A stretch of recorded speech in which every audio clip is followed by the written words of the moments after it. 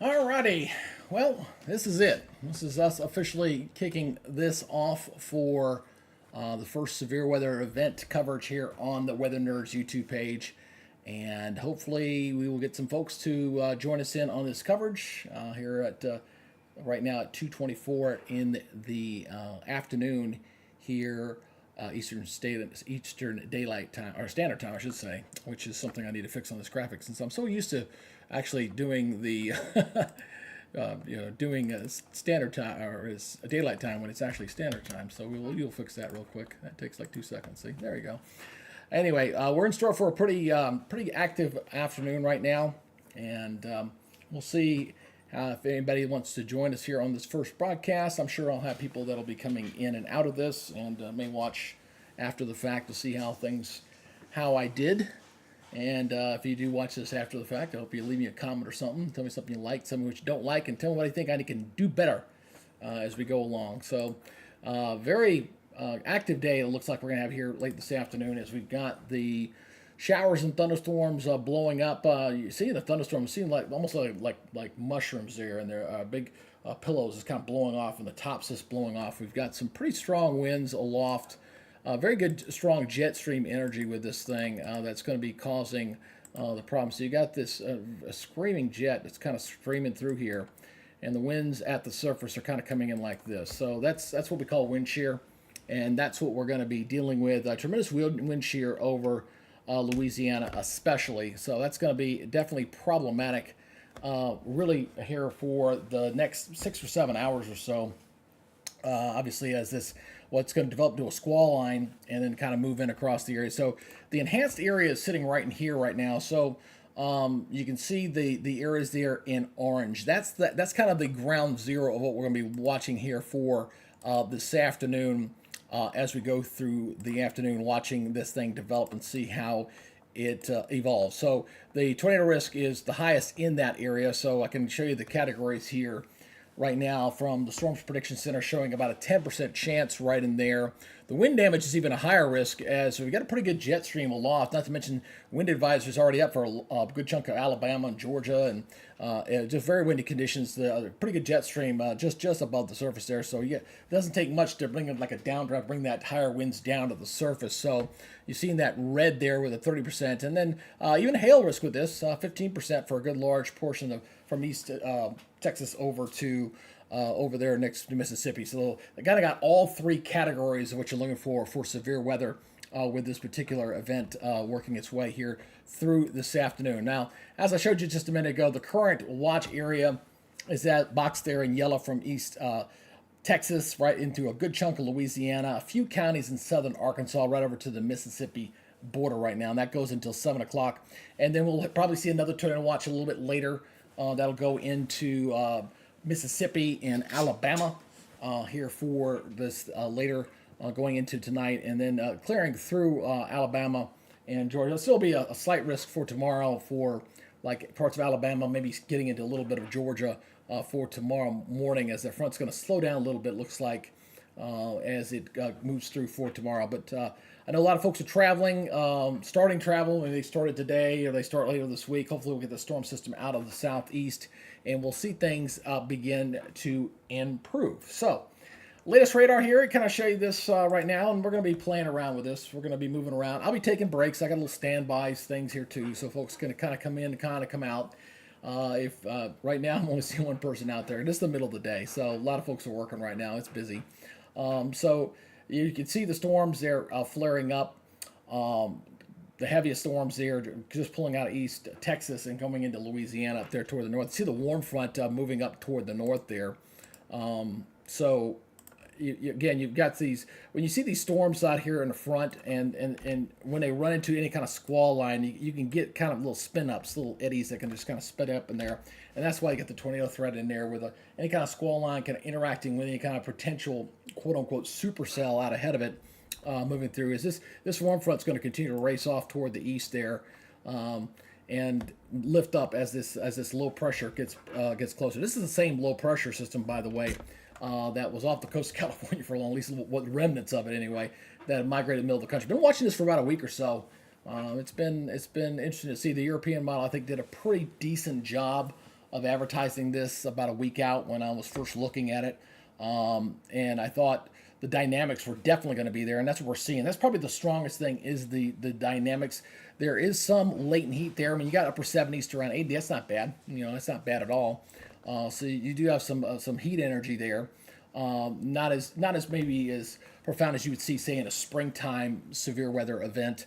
You might get something like that for those areas. So let's go ahead and click over to the next rad. This is kind of this particular look here is kind of the combination of all the different radar sites, right? So you get all that right there. Then you go into a specific location. So this is a specific radar here coming out of Louisiana here, and this is what I'm going to be watching here for this afternoon with some of the radar analysis that I'll be doing as we watch this kind of evolve. I plan on not taking this down. This will be up for a while, so you can come back, check it, you know, and check on how we're going right now as we've got that new watch box up. But currently not seeing any warnings out there just yet. I mean, everything looks pretty good right now.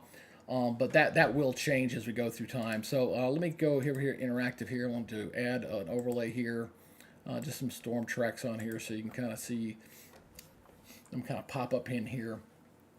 And so yeah, so I can take a look at some of these storm tracks and kind of gives you an idea of what I can do here. So what I'm going to do is I'm going to freeze this for a minute and bring it to the last image here.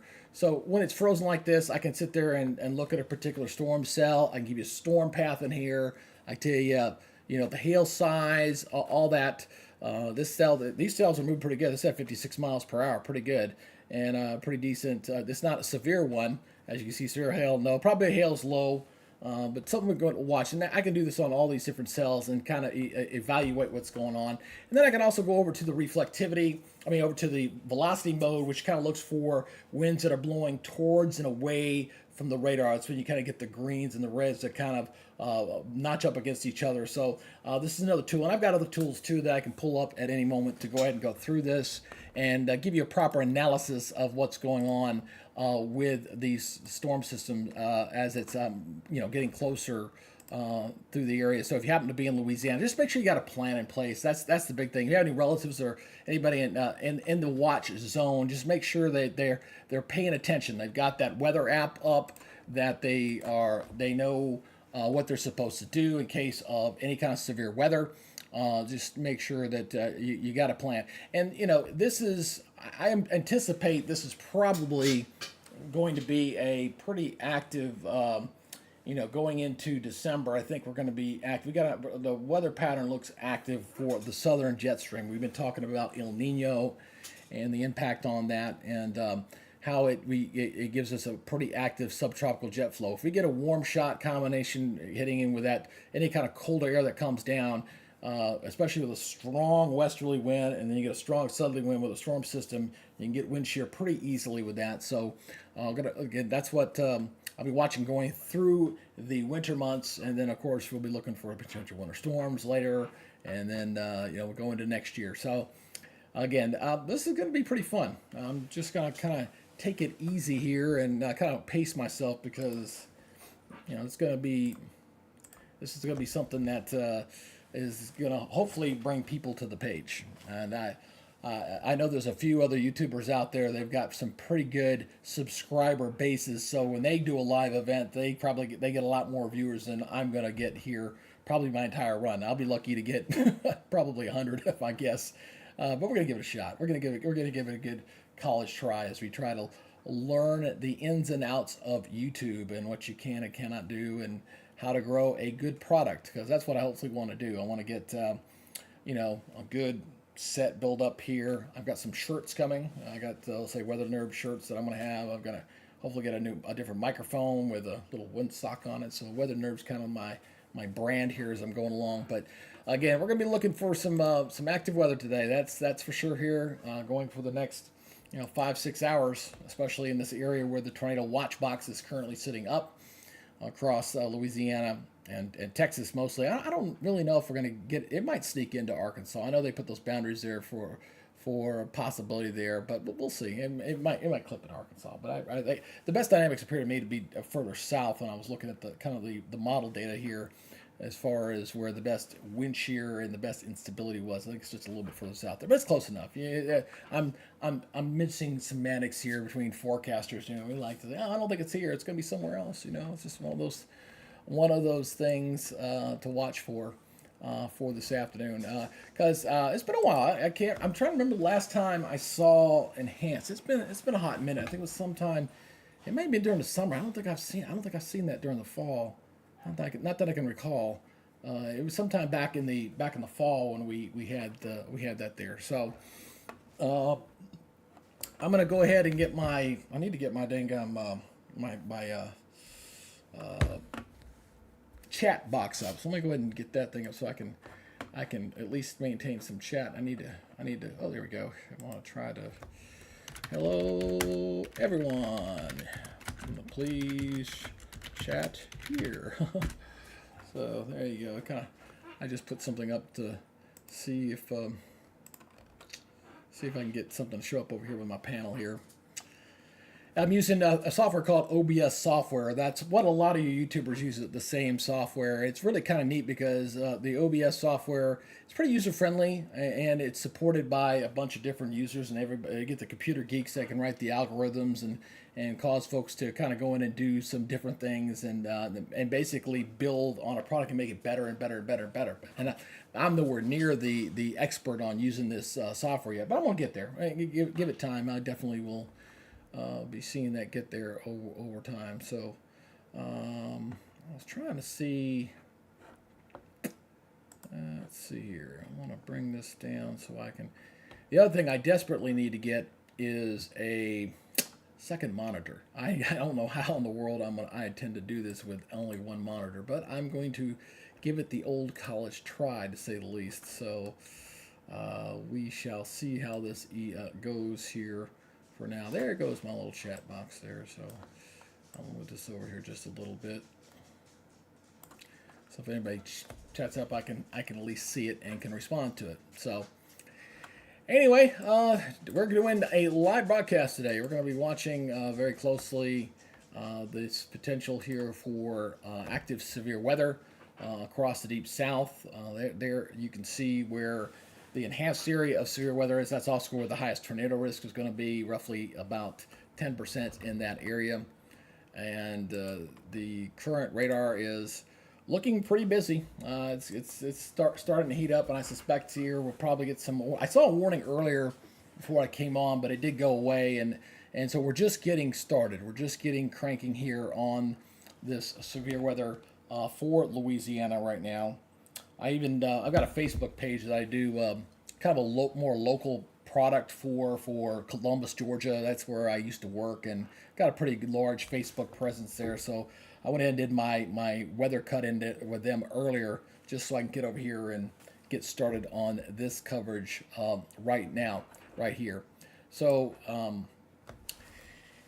yeah, like I said, only got a couple of you folks out there watching, and I appreciate it. Those couple folks here, if you're online, I appreciate it. If you haven't subscribed to the channel, if you're already somebody who's subscribed, hey, I appreciate it. That's great.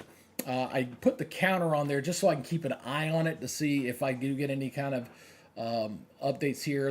If you're going to be a YouTuber, you got to build an audience, and the magic numbers is to get to 1,000 subscribers and 4,000 hours watch time. And we got a long way to go. We're only about basically 40% there on that side, and about 25% on the hours. So I've got a lot of work to still try to do to get there. So if you have not subscribed to the channel, please consider doing it. Just hit that subscribe button and hit that notification bell, and then that way you know when I update new content. I just posted something today, kind of looking at the winter outlook earlier. Just did a winter storm update there on that to get folks going. But the big story here for this afternoon is going to be the tornado watch that we're going to be watching here for this afternoon. And this is a live update. This will, when a warning comes out, it'll populate. It'll go red. It'll light up, and then we'll be able to do some tracking on the Doppler radar and watch that here for this afternoon for folks. So if you have anybody who lives down this part of the country, again, just make sure they're aware of it, paying attention. Make sure you got maybe you got a weather app on your phone. Make sure you got a weather app, or make sure they got a weather radio and that kind of thing. So What's really scary about this stuff is a lot of this is going to be going on, I think, going into the nighttime hours. And boy, weather folks, we do not like when it's at night because you can't see anything. And folks, especially when it goes to the overnight hours, that's when you get the folks who maybe go to bed and you know, this part of the country, you also got a lot of mobile homes and things like that. And it just gets kind of real scary when you're looking at potential weather headaches there that could cause a problem, to say the least. So, but that's where the current activity currently is sitting. And this one, this will also light up, by the way. I've got it set up to where it'll, as soon as warnings pop up, it'll pop up there as well as we go here for this afternoon. There was one, I'm not going to give a name, but I know there's one YouTuber out there. I really like his stuff. He's probably light years ahead of everybody else. That's for sure. But that's okay. I don't know if I'll get to his level. At least not yet. It's going to take a hot minute to get this thing going, and you know, trying to get people to, you know, want to watch severe weather coverage, especially when there's nothing quite yet going on. I'm going to keep this up, and folks will kind of come in and out, and we will, you know, I might step away for a split second, go to the bathroom, come back, or get a drink, that kind of thing. So just waiting to see how.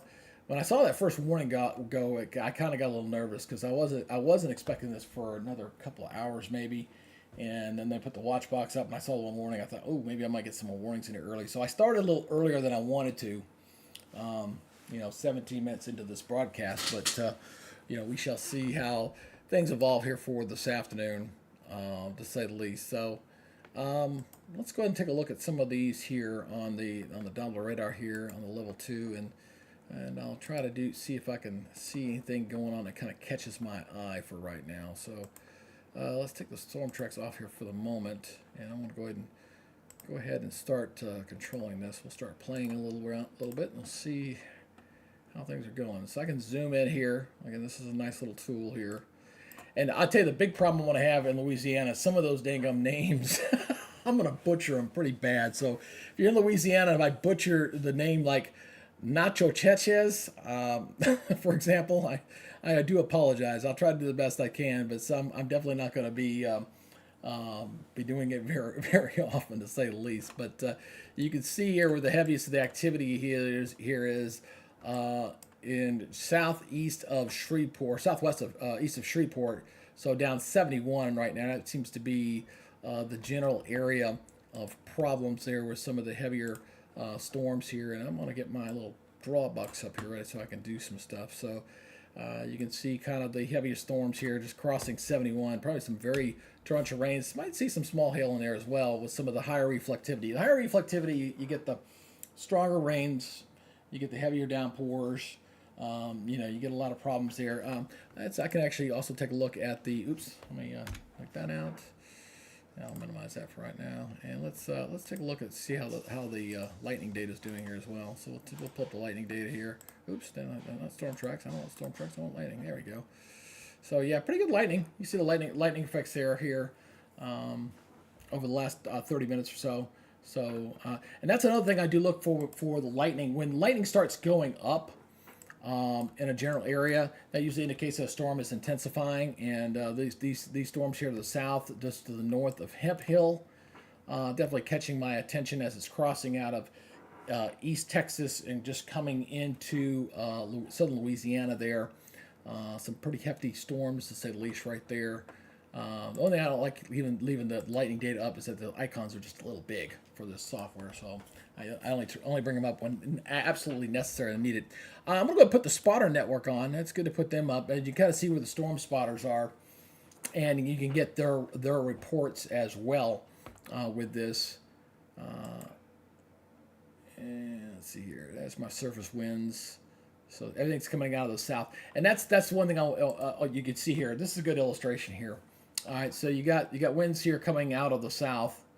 You know, pretty good winds. So what you got going on here in the upper levels? You got to look at the atmosphere kind of in three different levels. Okay, so you got winds coming in from the south at the surface. At the upper levels, it's coming in from the west to east, kind of like that. And by the way, if my little thing goes off that way. I got to get a different mouse or a pen for sure so I can draw a little bit better. So when it goes whoop, up like that, just ignore it. So anyway, getting back to what I was saying here about the southern flow and the west flow. When you get that kind of change with height as it goes up in the atmosphere, you get change in height, and that's called wind shear. Okay, so and it's perpendicular, which is almost perfect for what you want to see for severe weather as we're going through here for this afternoon. So let me transition this over so you can kind of see me there I am. So anyway, so again, we got pretty good wind shear here.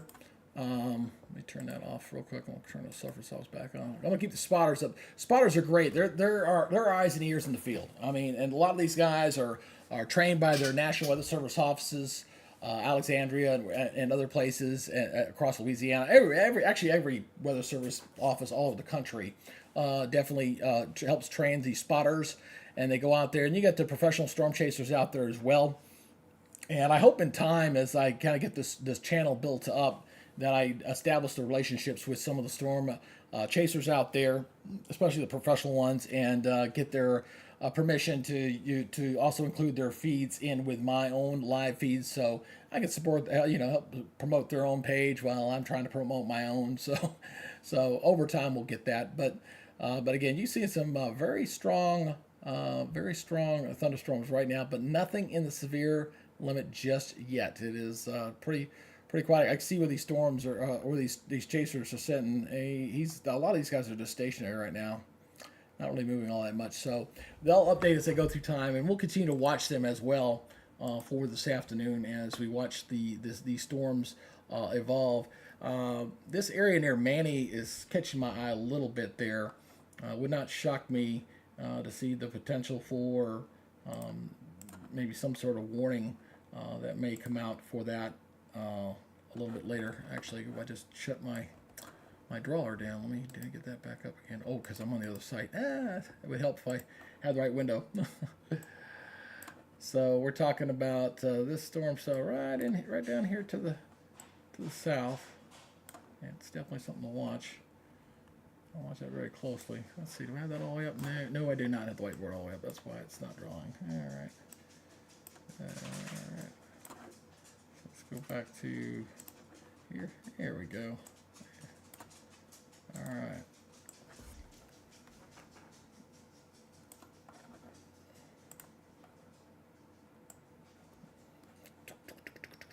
Let's transition back over to this. There we go. Got my interactive here. I'm kind of make sure my drawing's still working here. There we are, right there. There we go. Yeah, that's the storm that's kind of watching that very closely. Some pretty good strong storms right in that area right now. Okay. So that's something to watch right there.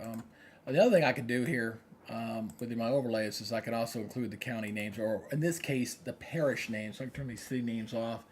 So Sabine Parish right now, that could potentially see some sort of warning come into Sabine Parish. And these are pretty decent sized parishes across Louisiana.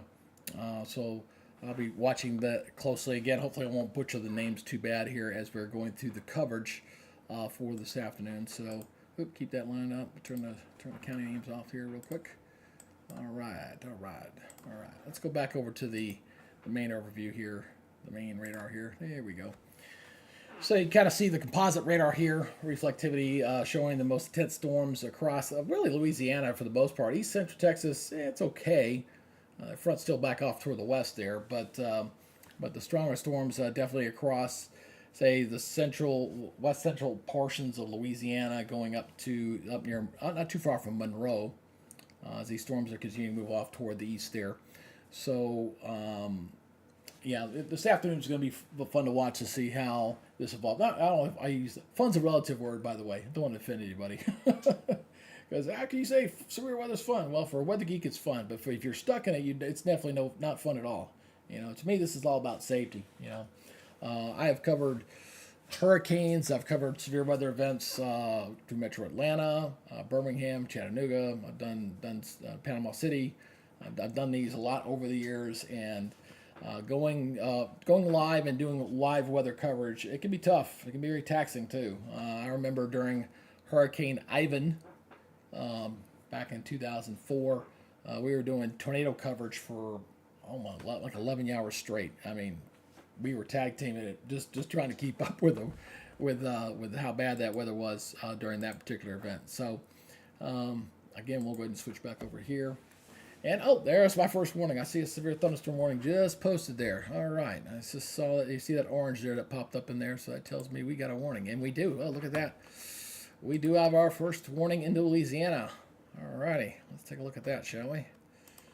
That was actually look, but that was the county I was looking at. I was a little bit further south, but that was one I was looking at, to say the least. Let me drop this, get this up here on the top where it belongs. All right, here, let's go to my interactive here. We'll do a little bit of analysis here on this.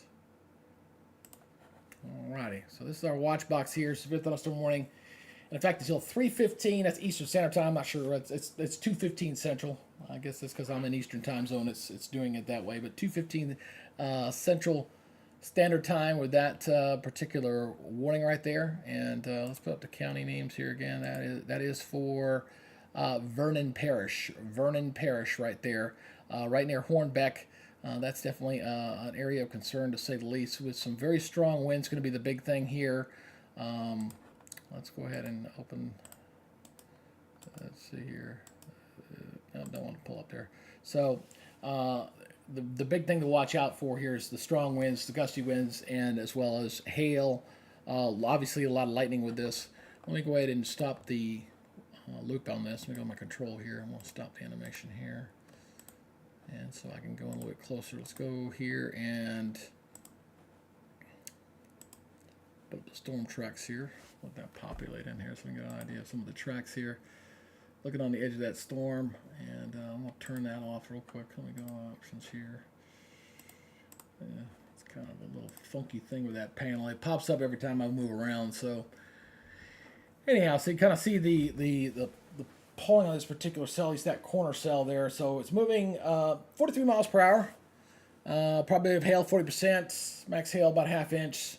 So well, this one up here. So what these storm tracks will populate new as the radar does another sweep. It'll update. The algorithm will update every one of these as we go through time. I can zoom in a little bit closer. Let's take a little bit closer here. Anacola. Yeah, you're definitely in the middle of this right now. Getting pretty close in the front door for there. So you can see the storms just off toward the north. Hornbeck's getting hammered right now. Probably a lot of lightning with this. Heavy rains. Big thing is just waiting to see if we actually get anything tornadic out of this yet. That'll come a little bit later in the day as this thing progresses. As the wind shear will be increasing across the area, across Louisiana. As this particular warning, again, this one goes until 2:15, not 3, 2:15 Central Daylight Time, or Standard Time, I should say. Central Time. I always want to say Daylight Time. I don't know what my problem is, boy. Just a little crazy. So that's our current warning right now. I'm going to leave that right there. We'll go to the bigger picture here. Once again, here showing the current watch box, and this first warning is kind of like dead center of that watch box right now, so you can kind of see where things are currently going to populate, and we'll get some more warnings that are going to pop here for this afternoon, watching very, very closely. So let me go over here to, let's go back over to the main radar here. You can kind of see that warning. There it is right there near the Hornbeck area.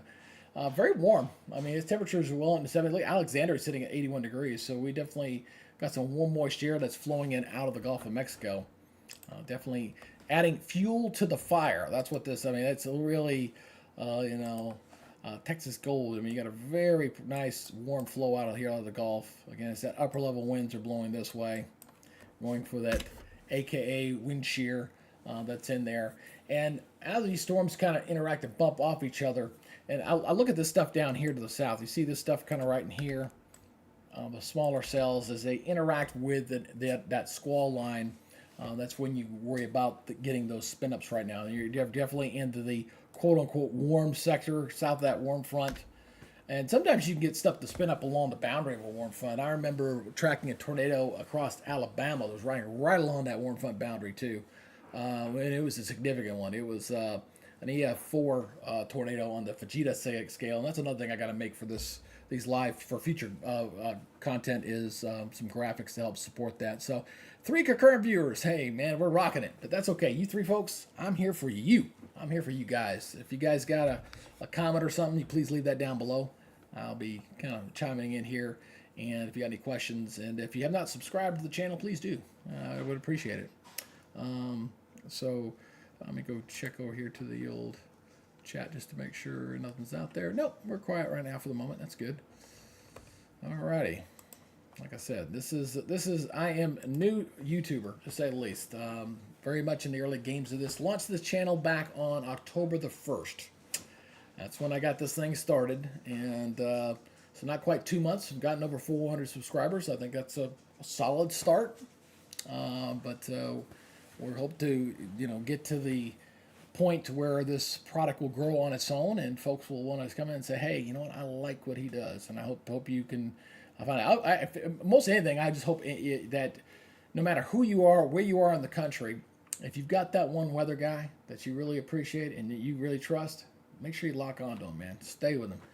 Make sure I'm trying to give you a reason to watch this channel, and again, I hope you guys will consider being part of this live event as we're going here, and it's going to pick up later here for this afternoon, to say the least.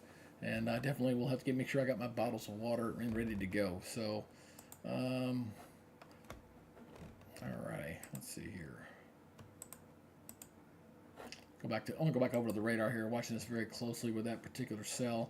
As we got a nice update. Oh, that's a nice update there. Yeah, let's go back over to that. Let me switch back over to that view. I need to get a quieter mouse too. This mouse makes too much noise. Just things you learn when you're doing stuff like this. So anyway, looking at the center of that good scan there, 58 dBc. That's pretty good reflectivity there. It's moving at 38. We notice those some of the folks in the path of the storm. Anacola, Peason, like I said, Fisherville at 321. These things are moving pretty good, a pretty good clip. To say the least. I'm really surprised there's not been a warning up here for the Manny here. These cells up here look pretty impressive as well. And there's the specifics on that particular storm center there. And Echo Tops, 29,000 feet. So, I mean, in the grand scheme of things, that's one thing about thunderstorms this time of year. I mean, these are higher, 29,000 here. This is sitting at 16,000.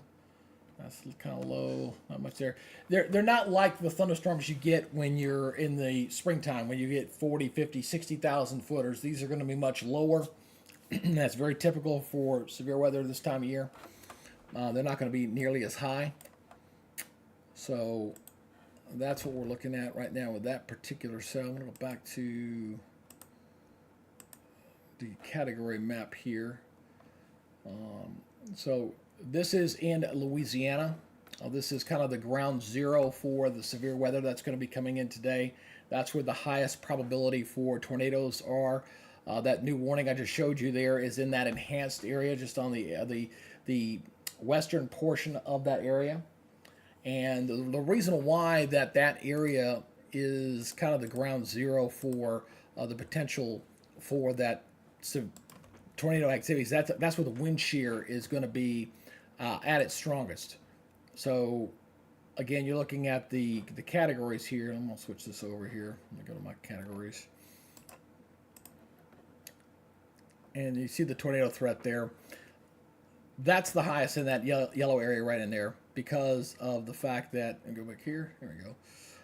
That's where the highest wind shear is going to be, right in that yellow zone. That's dead center of that box. Even though the wind damage is probably the biggest threat, because you got a screaming jet stream, about 90 knot winds are blowing up just off the surface there. So it's a pretty strong jet.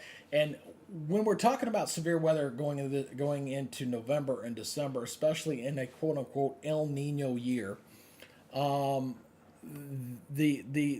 jet stream tends to be a little more tends to be stronger. The subtropical jet seems to be stronger. So because of that fact, that's why severe weather potentials across the southeast, especially south central and southeast, are higher this time of year because of an El Nino type pattern that we're in. We've got an enhanced jet energy that's available to you.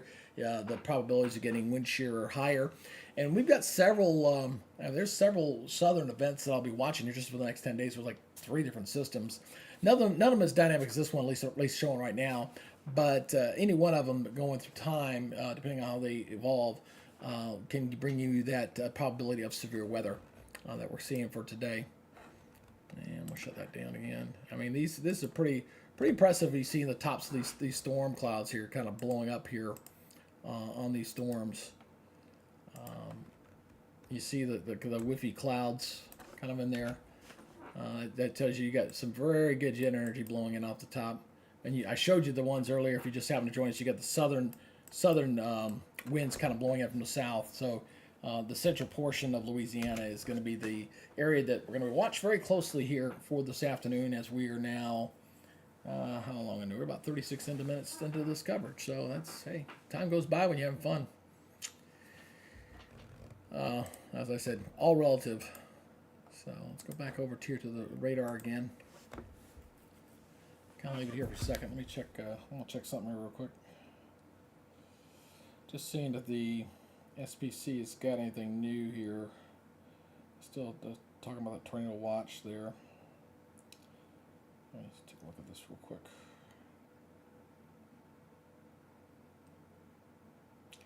Yeah, the wind gust is 70. Yeah, and that's my main concern is the wind gusts with some of these because of the jet stream energy, just not that far off the surface, about 5,000 feet. So, 70-mile-per-hour winds, large hail, and a few isolated tornadoes. I'm not expecting this to be a big outbreak, to say the least. This is going to be something on the small scale, and we will see how this evolves here for this afternoon. All right.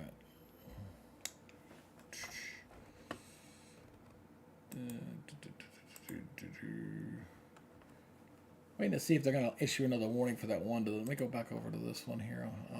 I'll move this over here in a second. I just want to check and see here. Let me back this up a little bit.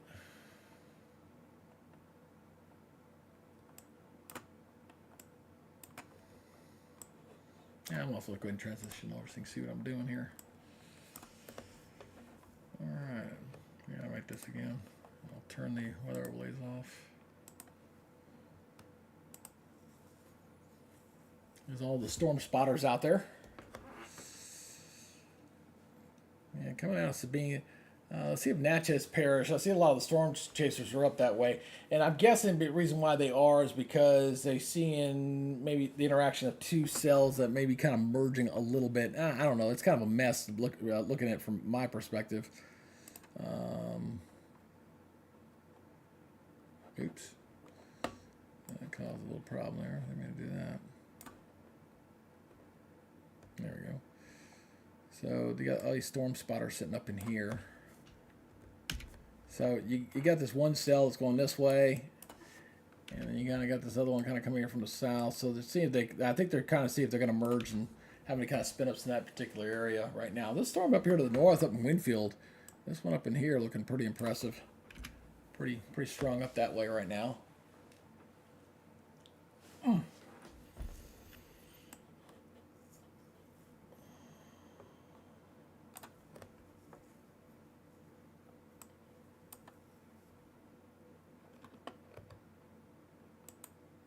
Oops, I could shut that down. I need to stop doing that. I don't know why I keep shutting that down. That's not good. That's not what I want. I keep shutting down my my drawler. Like I said, when I get my bigger monitor, and I love spam calls. Yeah, I'm not gonna answer you. You can go away. There you go. When I get my bigger monitors and I get my 2 monitors up, I'll be able to do a little bit better as far as bouncing between my Telestrator and my interactive well, where I can kind of use both of them at the same time. So I'm having to jump back and forth here. So yeah, these are pretty good cells up here to the north, up in Winfield Parish. Very very strong to say the least. That could potentially bring in some sort of warning there. I'll watch the.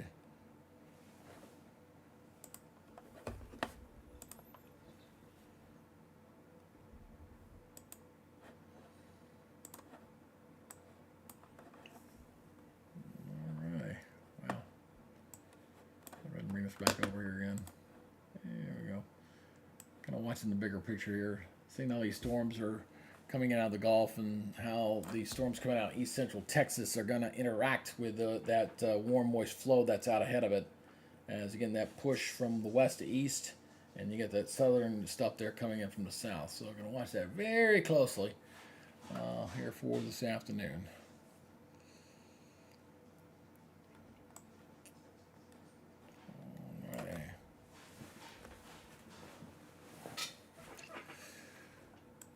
Alrighty then. All right. Hey, for those who just may be joining in, I'm meteorologist Greg Majeski here on the Weather Nerds YouTube page, new YouTuber, and doing my first severe weather event. So I'm hoping you guys can keep you informed what's going on as we're watching this severe weather that's coming through Louisiana at the moment. Tracking one severe thunderstorm warning that's in effect for another 25 minutes. They're just south of Hornbrook, there across Vernon Parish in Louisiana right now. Those little icons you see on there, those are actually your spotter network, your storm spotters that are out there doing stuff. So, yeah, been doing this for had about 13 viewers so far, but that's okay. I know folks will come in and come out. That's the way it works. And until I get a good subscriber base, it'll take time to get more of this going. So. Anyway, we are watching the severe weather threat here for this afternoon. This is the current watches up right there across East Texas and Louisiana. And, oh, new subscriber there. Hey, thank you very much. I appreciate that. I just got the alert there on that. Who was that? That's Archie. Well, thank you, Archie. I appreciate it. Thank you very much.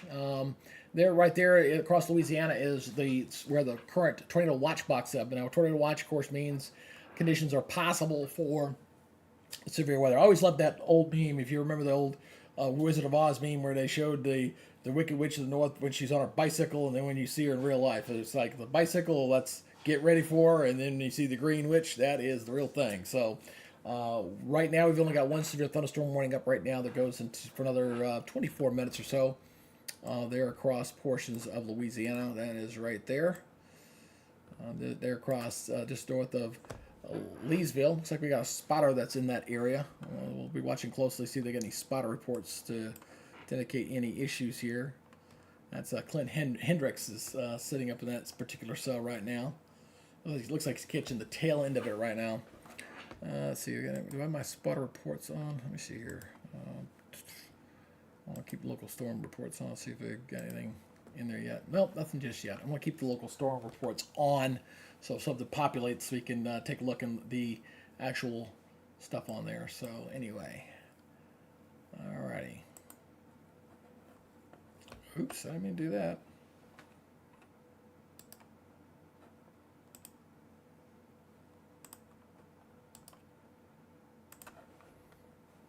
Okay. I'll keep that down there on the south so I can come back to it when I need it.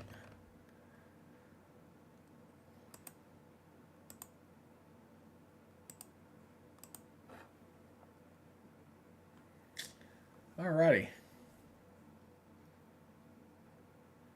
This cell to the north up in Wynn Parish, that one's really catching my eye. Oh, hold on a second. Let's pause that. Span forward to its end. Yeah, coming into Wynn Parish, Nachos Parish, and into Wynn Parish, that north portion there. So what I'm talking about here is.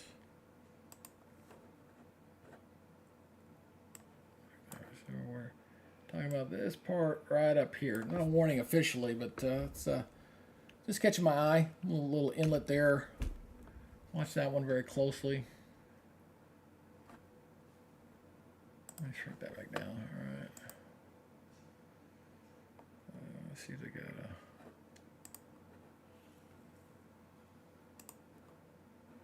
don't know that one.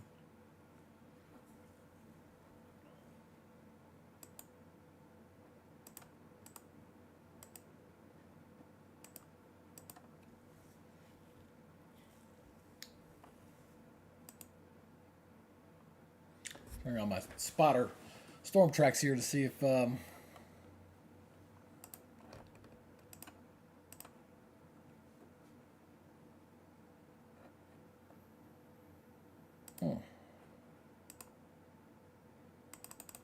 we go.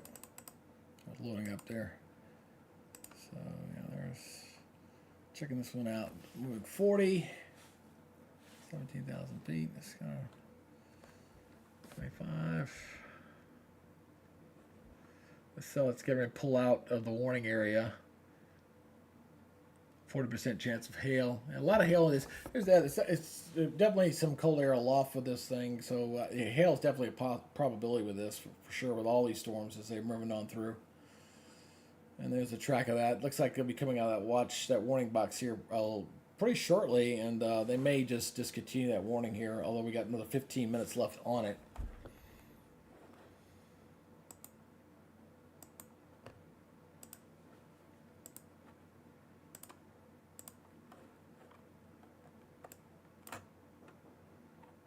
Zoom out here a little bit closer here. Kind of watching all across northern Louisiana here. Let me turn those parishes off for right now. Oops, sorry, not that. God names. There we go. Let's clean it up.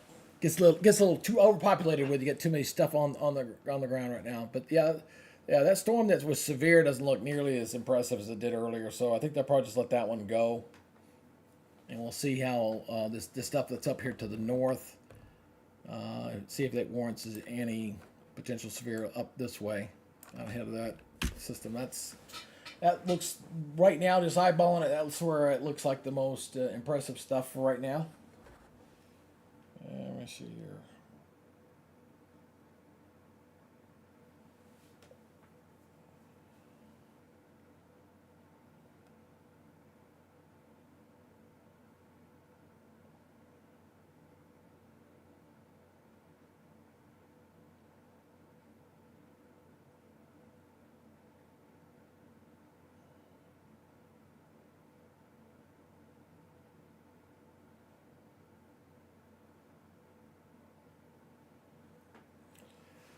All right, let's see here. So, one thing I do want to point out here, real quick, is you notice these things here blowing in from the south. You see these little showers here, kind of coming in there. And when they cross in front of this looks like developing a squall line right through here.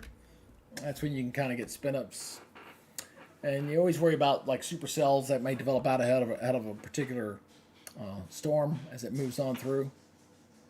But that's what I'll be watching here. Let me go back over to the, bring this back down here. You can kind of see it better here on the wider perspective. You can see that those little rain showers there along the Gulf Coast, down near, what is that, Creo? Yeah, that's just to the east of Beaumont. And there's that. Hey, there, got a warning up just popped up there. That's the one I was looking at. That's exactly where I was looking at too. Let's take a look here. Let's go to controls. Stop this. Go back one. And it looks like that warning has not popped into my area just yet. Should be in here any second. So we got a new warning that just came out. And that's our. Yeah, it's actually got in that one quicker. Surprising. Let me.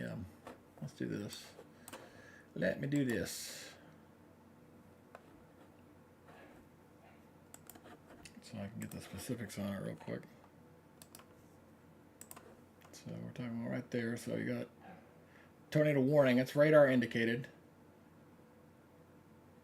until 3 o'clock on that particular cell. That's the one I was watching. That's what I was watching up to the north. I love it when years of experience kick in and you kind of eyeball stuff and you can see something that comes on in. So that's that little kink that I was looking at.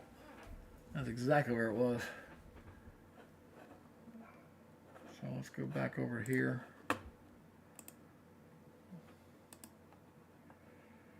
Alright, let's go to interactive.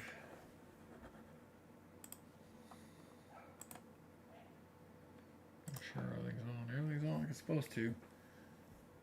Let me turn my counties back on here. Counties. County names. There it is right there. That's exactly where I was looking too. That was exactly where I was looking. We're going to zoom in here a little bit closer. All right. I noticed the influx. So here's the tornado warning that's currently up right now. Let me turn my storm tracks on here. I'm going to go ahead and stop this animation. Oops, here we go. So kind of tracking the eyeball on it right there. That's about what the center is. It hasn't given me a track out just yet. But there's the new warning there across Wynn Parish, Dotson, Sykes. And you got to watch this. This thing is down here. As I'm looking at this, right about in there is where I'm looking right now. So let me clean this up again. I'm going to shoot that down.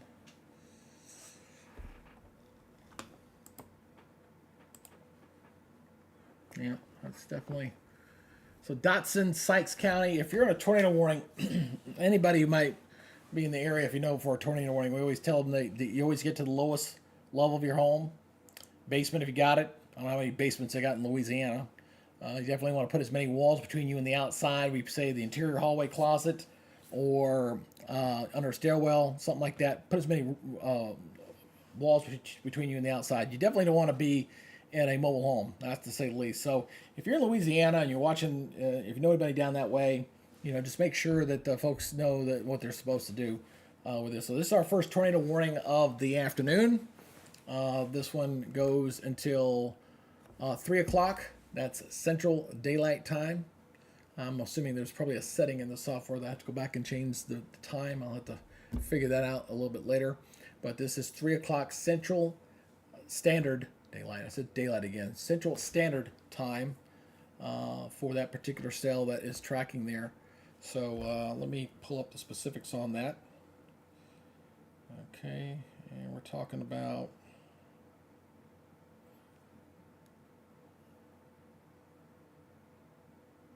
okay, I'll pull that warning up so I can. So this is again a Doppler radar indicated here. About 12 miles west of Winfield. That's what we're talking there. And moving northeast at 40. So this is Doppler indicated. It's mostly in rural areas of Wynn Parish, including the following locations: Sykes, Calvin, Dotson, Hudson, and Goldana. Okay, those are the areas that are in the current track of this storm. All right there, so kind of waiting for this to update here. So let's do another, loop this through. Let's take a look at the, let's switch over to the radial velocity mode. Let's check this out. Oh, there we go. Yeah, I can definitely see something there. I can see something there. Let's go to, check down the county bound, take down the storm tracks real quick. I want to zoom in a little closer here. Yeah, I can clearly see the little green in there on that. So we're talking just to the north of Calvin. That's what we're talking about right there. Whoops, go back over here. So you're talking about right in there. Just that little green that's in there, the green and red, that is the area of circulation. Not overly strong looking at it. Definitely doesn't appear to be too strong of a circulation center there. I'm going to go in a little bit closer. Put that down real quick. So, what is that? 167. So 167 between Dotson and Tannehill. Let's go ahead and loop this real quick. There you go. Yeah, going right down the middle of that thing. So if you're in Dotson, that's definitely an area of concern right now with this particular tornado warning. It is Doppler indicated, and it's not overly strong. And this could be a weak spin up there, but definitely some very strong gusty winds, over 70 miles per hour possibility with this. But that's definitely something to watch here for this particular tornado warning. What's in effect until 3 o'clock Central Standard Time.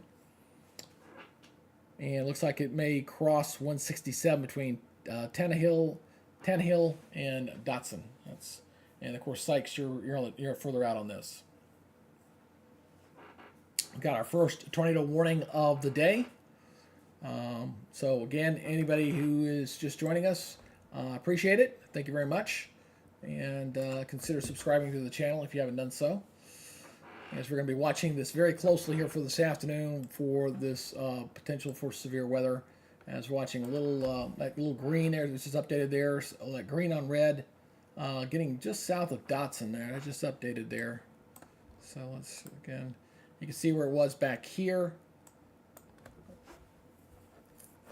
And as I stepped, that was at about 220, 219. And then you kind of see where it is currently right there. So definitely something spinning there, but I'm not overly impressed with the couplet or the look there on that. Let's go back over to the reflectivity. Now you can definitely see an inflow notch there. So when I say that, you're looking at, let me make this a little bigger here so I can see what I'm doing. So you got winds kind of coming in here, so it's kind of rotating around. So you got a little bit of spin in there, north of Calvin. So Dotson, Tannehill, Sykes, those are definitely areas need to be careful with this particular cell. And most indications of this tornado, I don't know how clear it might be. It may also be rain wrapped too. So if there is a tornado there with this. So let me go back to the wider perspective here again. I'm going to drop this down low. So there you see the new warning that came up to the south. I was watching the stuff to the south. I come back to the big one picture here so I can kind of see what's going on between the whole line there. So we got another severe thunderstorm warning there to the south. So let's go check that one out, shall we? Let's go look at that one. Go back over here. I'm going to pull out on this a little bit. So here's the other warning, and that one actually is catching my eye because I'm just noticing something with that as well. This one goes until 3 o'clock Central Daylight Time. This one near Kirkwood. I'm going to turn these warnings off for a second. I want to see something here. Let's turn that off and let's animate this, shall we? All right. Yeah, that's got some possibility there, buddy. We're going to watch that. That's a severe thunderstorm warning right now, but that may become tornadic. That one might become tornadic. Let's turn my overlays back on here. There's the current warning. It's up until 3, but seeing some indications that we might get a little spin up right in there. You can watch that very closely. All right, let's turn on my overlays. I'm about to go get my dog. My dog keeps going out the backyard and keep barking. She likes to bark. She's a little French bulldog. And I see the spotter network out ahead of it. And I got some spotters over here. They're watching the cell to the south.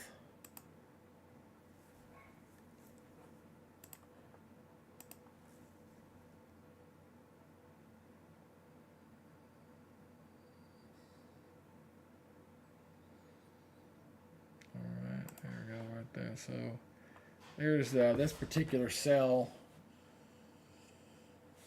Not seeing much on the reports on that, that's for sure, but that's something to watch. So you got that one warning here. It goes until 3. I'll pull back out so you can kind of see both of them here. Oh, there's the TVA that lit up on that one, and we got a spotter with a camera there. And he's watching that one. So here is this one. There's your tornadic signature that went in there. Again, not very high tops. You know, second top's 24,000 feet. Probability of hail is pretty high at 70%. About a ½ inch in size there. And those are in the path of this. So the projection on the algorithm, it says it's going to go pretty close to Dotson. And Yeah, this guy's streaming video on here. I might need to go over there and check his stream out and see what he's got. Let's let me take a snapshot here and see what he's got going on. Let's see. So let's go and keep this going here for you. So we got that one storm chaser there. I'm gonna go over here and take a look, see what he's doing.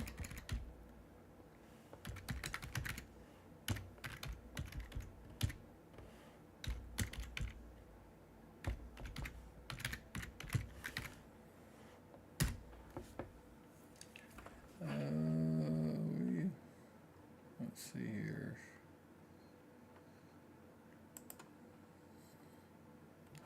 And that was.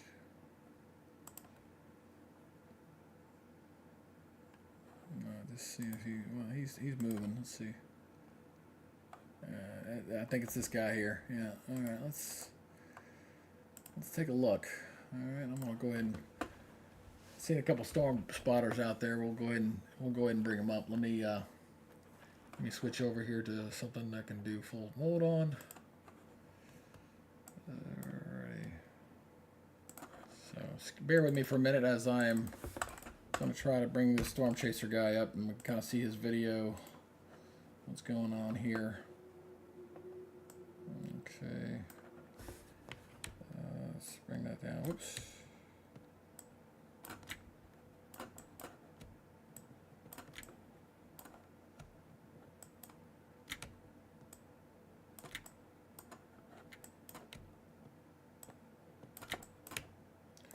I'm framing this, so bear with me for a second.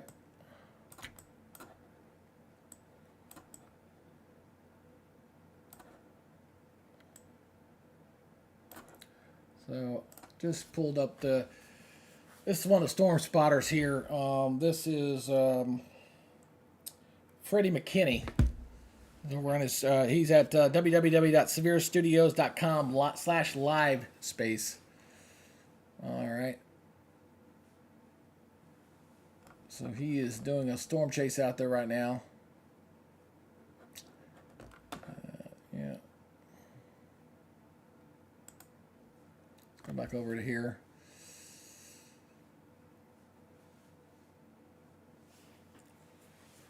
All right. So these guys are trying to intercept that storm right there near Dotson.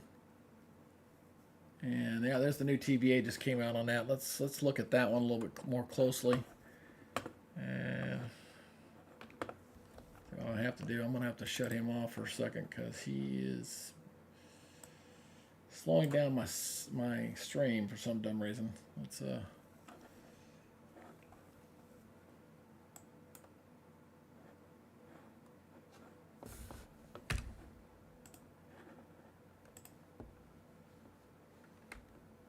he's getting some good stuff there. Yeah, he's getting hammered in there. Yeah, he's getting hammered pretty good.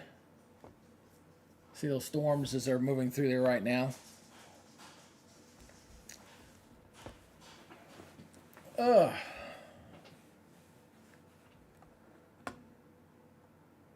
let's go back over to the live here. Let's go to live look here. Let's go to watch as a warning. So I'm going to go back to that radar here. I want to look at the latest on that. So you got that new TBS right there. Severe hail up to 10%, 3/4 inch hail now, 25,000 feet. It's getting ready to cross the highway there south of Dotson. So there's a couple storm spotter network guys in there. John Peterson, Nick Gorman's in there, the intercept. Got a couple guys down here to the south. Large, rapidly rotating wall cloud observed, almost 10 miles. These guys, these are the storm reports as they were approaching that particular cell. So probably very broad circulation with that particular tornado cell that's there going through Dotson and Sykes. All right.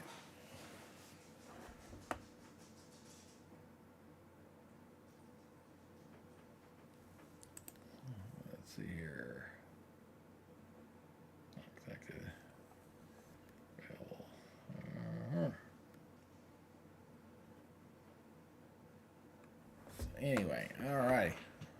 definitely getting fun there. I always get nervous when the guys are sitting dead center of that. That's really kind of a, I would have preferred to be a little bit further south of that particular storm right there, with that tornado warning that's there until 3 o'clock. And let's do that's for Wynn Parish. And coming south of Dotson, and probably already getting across the highway right there. And coming into Sykes here in a little bit.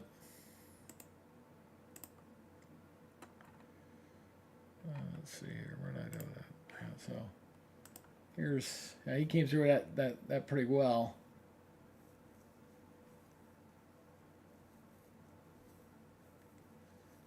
Yeah, he. Go back over to this, and I'll come off this. So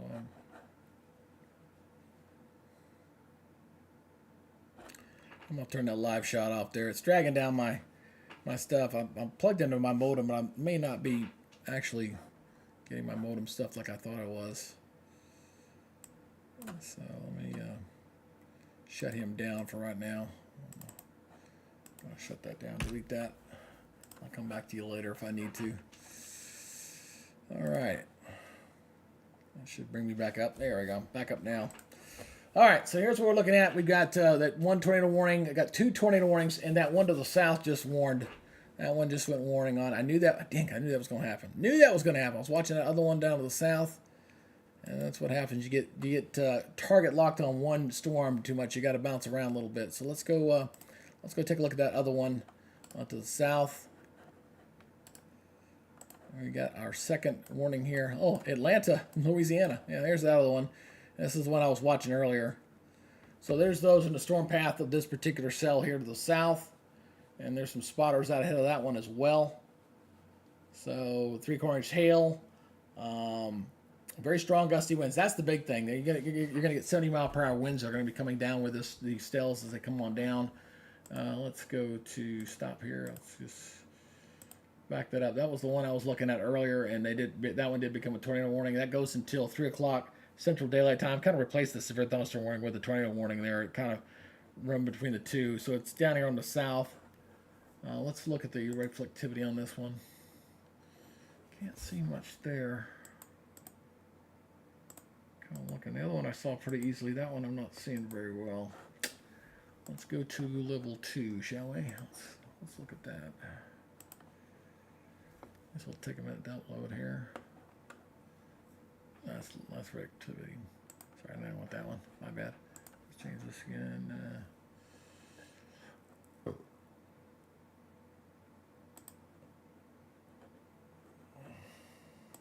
I'll also tilt to. I'm going up. I'm tilting up on the radio velocity, so I want to see where it is. So bear with me while I'm loading this up right now.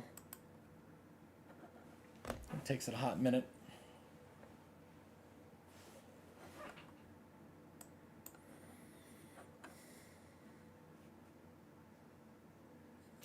As I'm watching now 2 tornado warnings now across central portions of Louisiana. It's about the time I thought it was going to go to. About 3 o'clock when I was my time. 2 o'clock Central is when I thought this thing would start popping. So waiting for my thing to load. Maybe I may only be able to load up 2 at a time.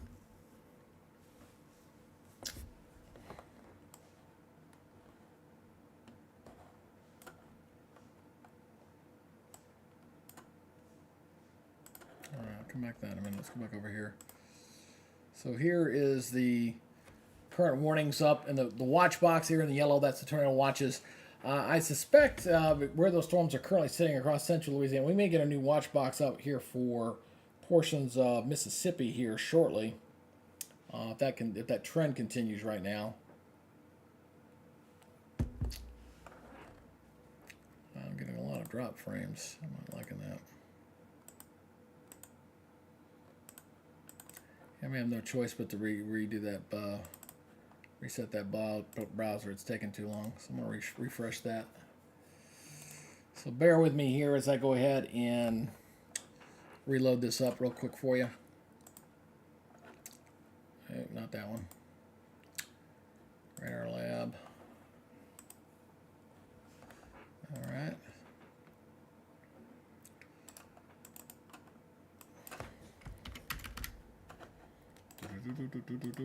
I'm reloading this up so I can go back to that radar, Fort Polk radar, shall we say? I don't like the.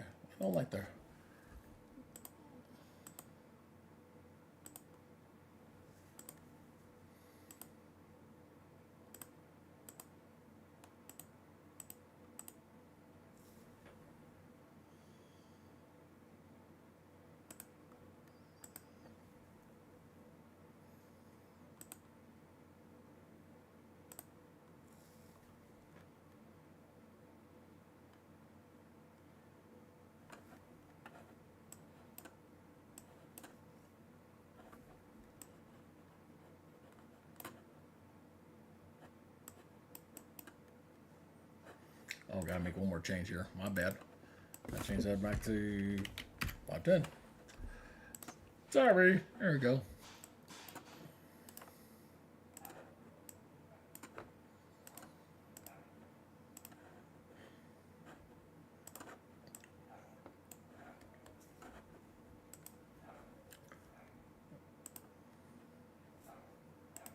There you go. Now I can bring it back over. There we go. I want to see. Oops. Dang gummit. Ah, forgot to turn it off. My bad.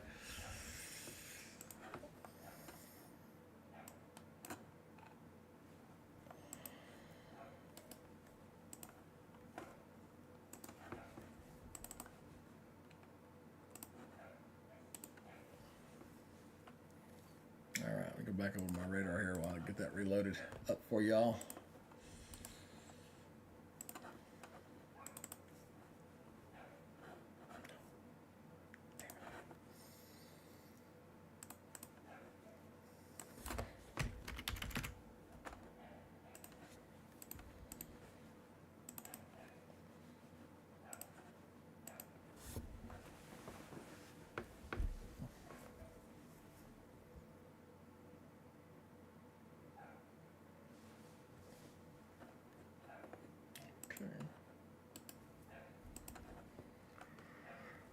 Oh, hold on a second. Be right back.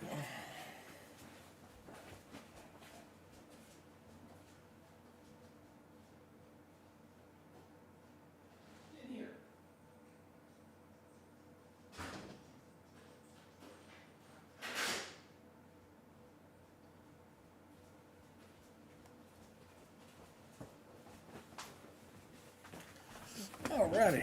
There we go.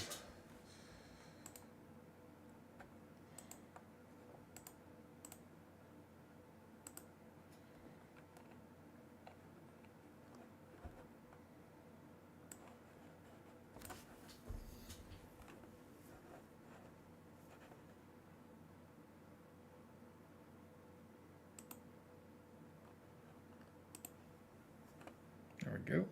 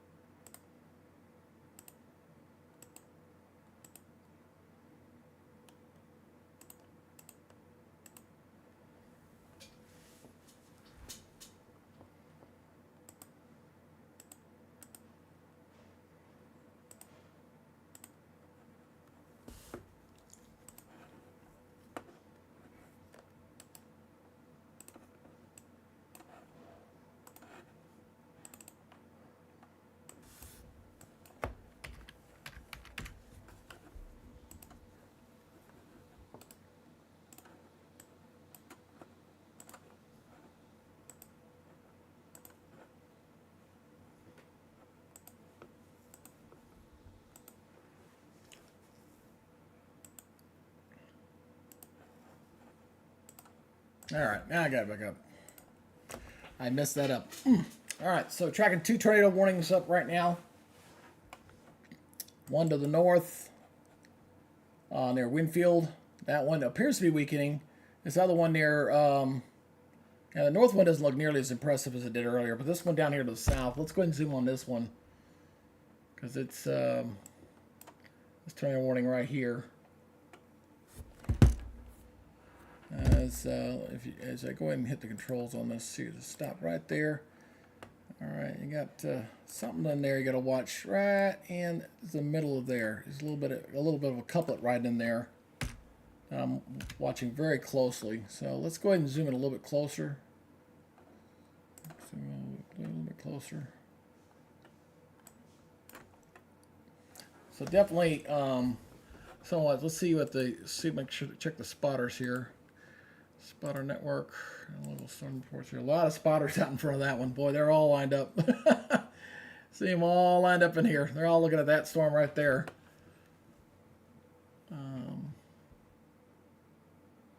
Quite a few folks here. They're looking at that one there. Let's look at the velocity. I'm just going to keep it to the only 2 on this because it seems like I'm overloading my internet, which I shouldn't be because I'm plugged into my modem. I should not be pulling up my Wi-Fi. But we shall see. All right.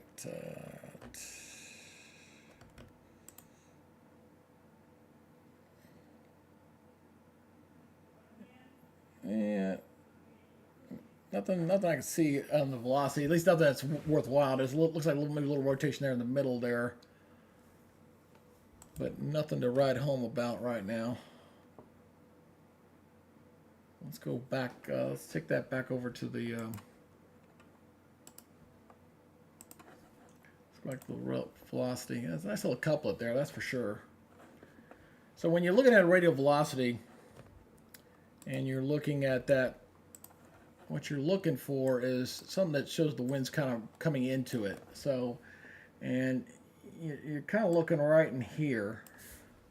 So you got the winds kind of coming in like this, and typically it's on the southwest portion of a thunderstorm. That's where this one's located. So you got a nice little spin right in there with this particular supercell. That's why you got all these storm chasers sitting right up in here, just kind of out ahead of it as this continues to move. Let's I'm going to animate this again. So just updated there. So if you're over into what's that, Grant Parish, definitely want to make sure you take immediate cover in that area down there north of Boyce as this is coming along in here with the severe weather. No chasers down there with a camera. That's interesting. One of the north there, they've moved on out. That storm has since weakened out. Pull back out here. Got some storm reports here. That was the wall cloud observed earlier. There's the spin up in this other one, but it just doesn't appear to be as nasty to me as this one down in the south looks. I mean, I can still kind of see it there. So, about this little couplet right in here. So, let me go ahead and, oops.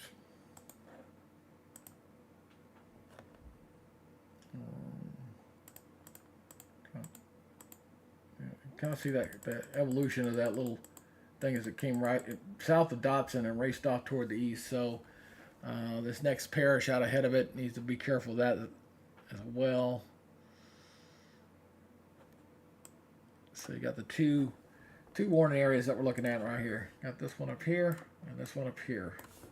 So this one goes until also 3 o'clock Central Standard Time.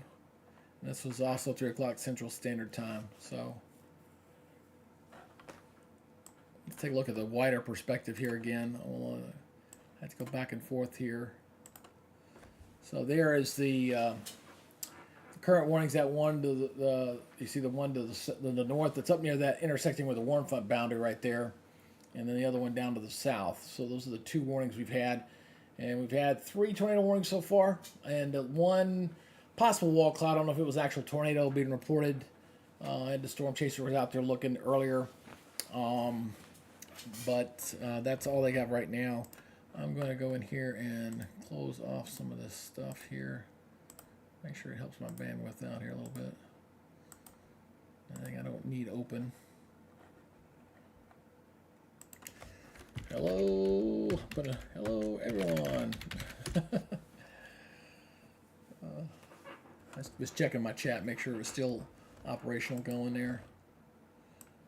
Alrighty. So we had 31 views. People kind of in and out here with this. Let's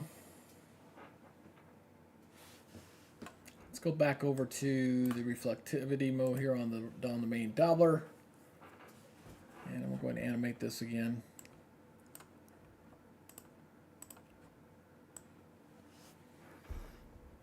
And a lot of storm chasers down on that southern cell. They're all over the place. Woo! They're out in mass.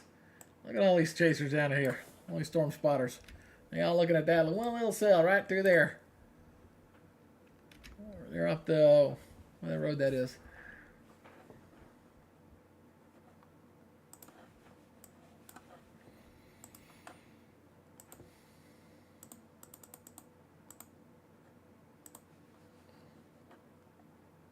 We'll go in a little closer here on this particular cell. Yeah, so there's my cell. Looks like Interstate 49. They're up down the interstate right there. And it's just updated here. Oh boy, that's a ball mess trying to mess up with that. Hey, yikes. All right. Yeah, I'm just not seeing anything on the base reflectivity that's catching my eye. There's definitely some spin up in there for sure.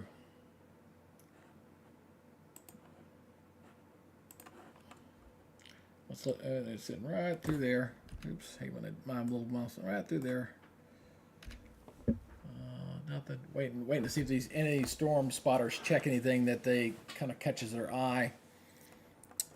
As this moves on in. Tell you what, let's close that one off. Let's go to level 2. See if I can see it at the higher level.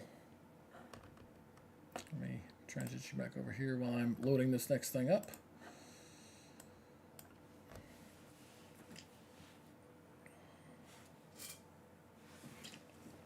So as I go along with do these weather events and I test out different software, this is an old WeatherTap is the one I use for this particular software program that I use, and I'm definitely going to be trying out some different ones here in the future. And I don't see much there at level 2 either. So very broad, whatever it is. I can't see anything that's worth a flip. I was looking here at the level 2. Just tilted the radar up a little bit, see if I can see anything, and I'm just not seeing, classic red-green type couplet for like a real tornado signature there. So very broad rotation, definitely, indicated by the velocity mode there. So anyway, we'll go back over here to see where the current watches and warnings out, the kind of the perspective here.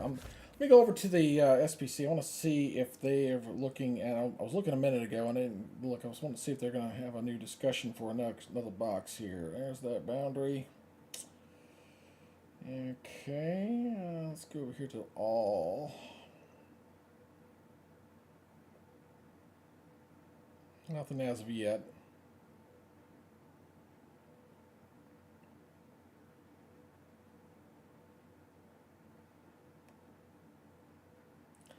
Metal scale discussion. There's a new watch box. See, I'm just watching closely because I think we're not too far away from the potential getting another watch box out ahead of this as we go through, a little bit later this afternoon. So, so you've got areas out here and across Mississippi where this is going to go in here in the next couple hours. So I suspect there'll be another watch box issued here shortly, probably going out to, taking a ballpark guess, maybe 9 o'clock, 10 o'clock Central Standard Time, a little bit later as that stuff begins to move off toward the east here. So this is definitely turning out to be okay weather event so far. I mean, long as it's been fairly weak spin-ups from what I've seen so far. Nothing, which you don't want to see. You just don't want to see a big one. I'm really concerned about when the sun sets. Ooh, when it gets nighttime, I really hate those. I really hate those, to say the least.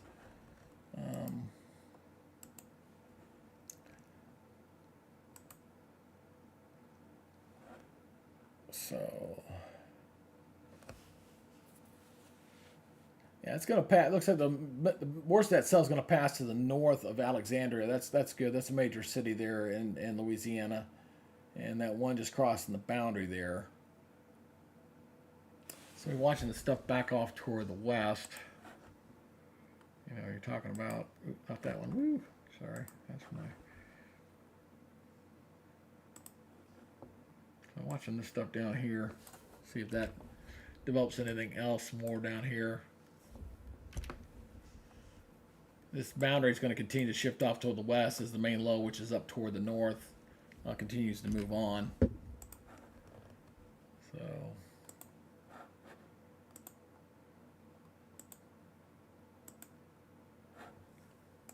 let's go back to here. I'm going to pull back on this one. Hold on a second.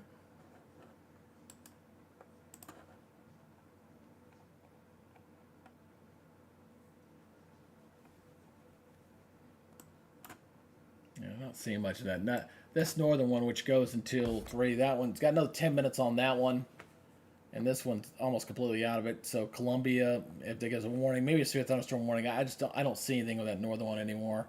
Neither with the south one either. So that's good. I darn sure don't want to see any long track tornadoes, to say the least. Those are the absolute worst kind you want to see for sure. So if they're weak spin ups and as long as they're out in the middle of nowhere and don't cause any problems, that's what I want to see. I don't want to see anybody get impacted by bad weather, to say the least, as these storms come on through.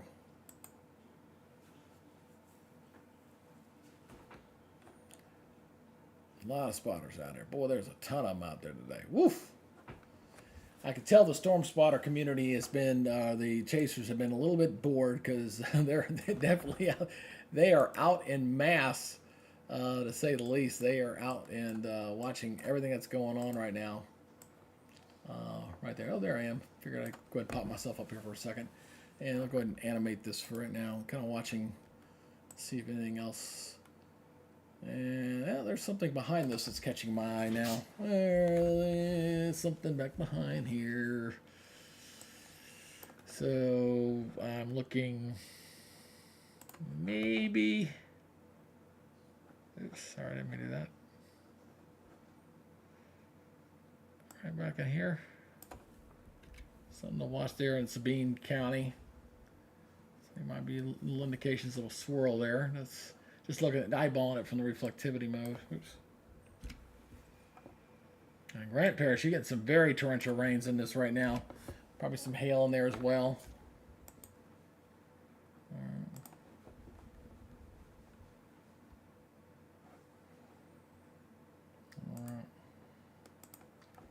Let's go over to the Ville. I'll look at something here. It's called a vertically integrated liquid. That's what I want to load up here real quick. And while I'm doing that, I will switch back over to my radar here. Oh, there it goes. Actually, that worked out pretty well. All right. So I'll turn these overlays off here for a split second. Just the warnings here, just so you can kind of see here. And what you're seeing there in the greens, and we see these little red spots, that's where potential hail is going to see. Those are kind of where you look for your hail cores. So Sabine, that was that one storm I was watching. I had a little, looked like I had a little hail core with that. The green areas where you're probably looking at the potential some small hail mixed in with some of these heavier storms. So that's what that is. There's the reflectivity mode there, and there's the Ville on top of it. So you can kind of see where the vertical motion. You typically get the updrafts for the hail to form in there with that. So let me turn the warnings back on again. Not that one. Yeah, still got that couplet in there though. That's a couplet's definitely holding on.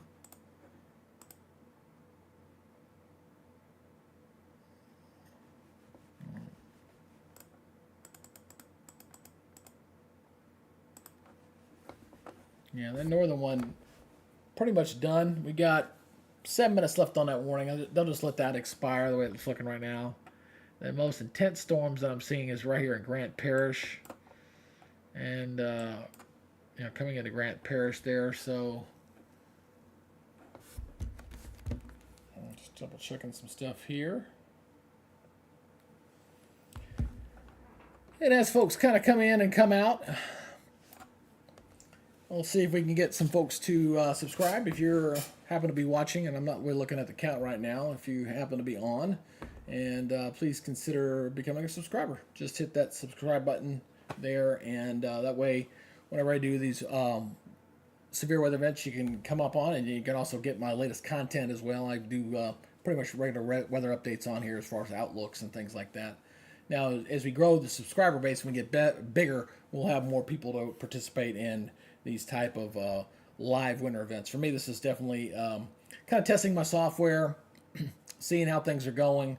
I'm looking at probably trying some different additional software to see how it works out, as well as testing my internet service, which I'm connected into my modem, but I am not exactly sure whether I'm in fact not pulling from the Wi-Fi. I just haven't gone there to look. So let me see something here.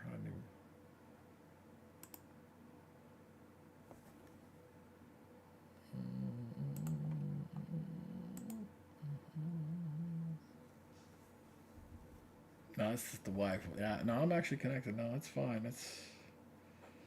I'm definitely not on the Wi-Fi. I am connected. I wonder why it was slowing down so much. I'll have to check on that later with my internet provider, because it should not have been crashing. It should not have been slowing down to a crawl earlier. So, a lot of storm spotters out here. Frederick Bryant and Connor King. And they're all stationary, kind of watching that particular cell. I don't see anything in there that really kind of floats my boat right now. I'll pull back out here again. Have a wider perspective here.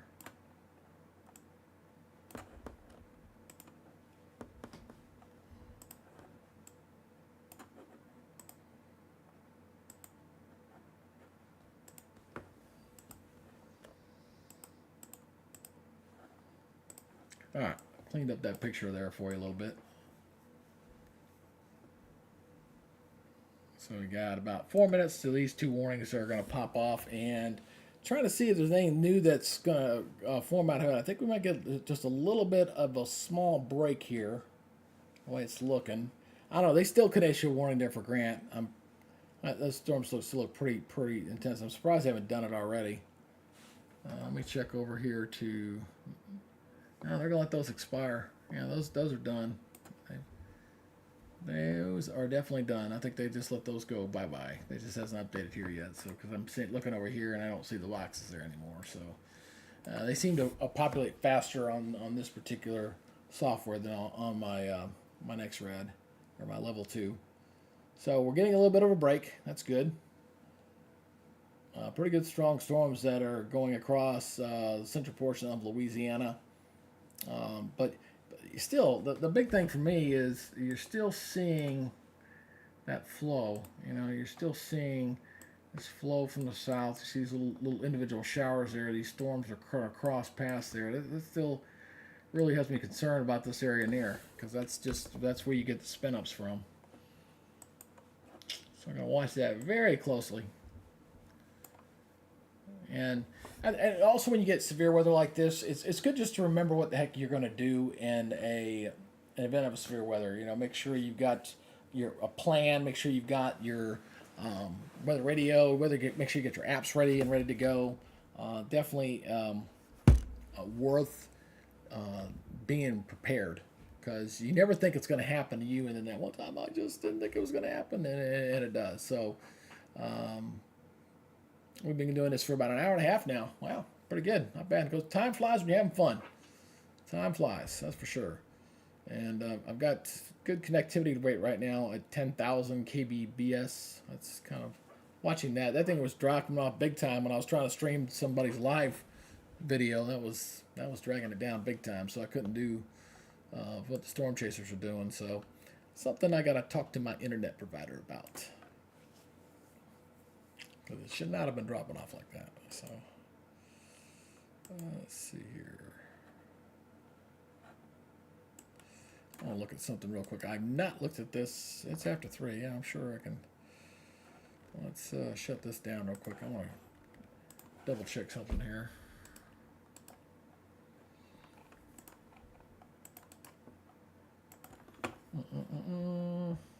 that's lousy. Who did that?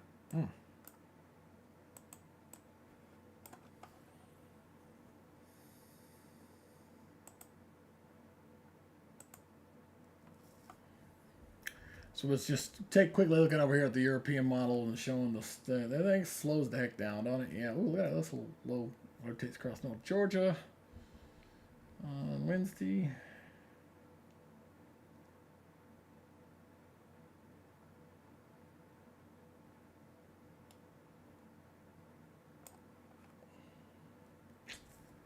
Another stormy weather. That's going to be next Wednesday. I was just kind of sneaking a peek ahead, looking at the weather. This is the European model. I'll show you this real quick. This is the European model for next week, next Wednesday. Low pressure across Louisiana, strong flow coming out of the Gulf of Mexico. That one, depending on that low track, maybe along the Gulf Coast, severe weather event on that particular day. But a couple of smaller systems coming through. This is something just kind of getting ahead on the next system. And there's our new warning. Look at that. Got new warning. That didn't take long. That is on that other warning. So let's go back over here. Just got the new warning. That is on the cell that merged to the north. Yeah, there it is. Let's go ahead and drag over to that. Take a look here.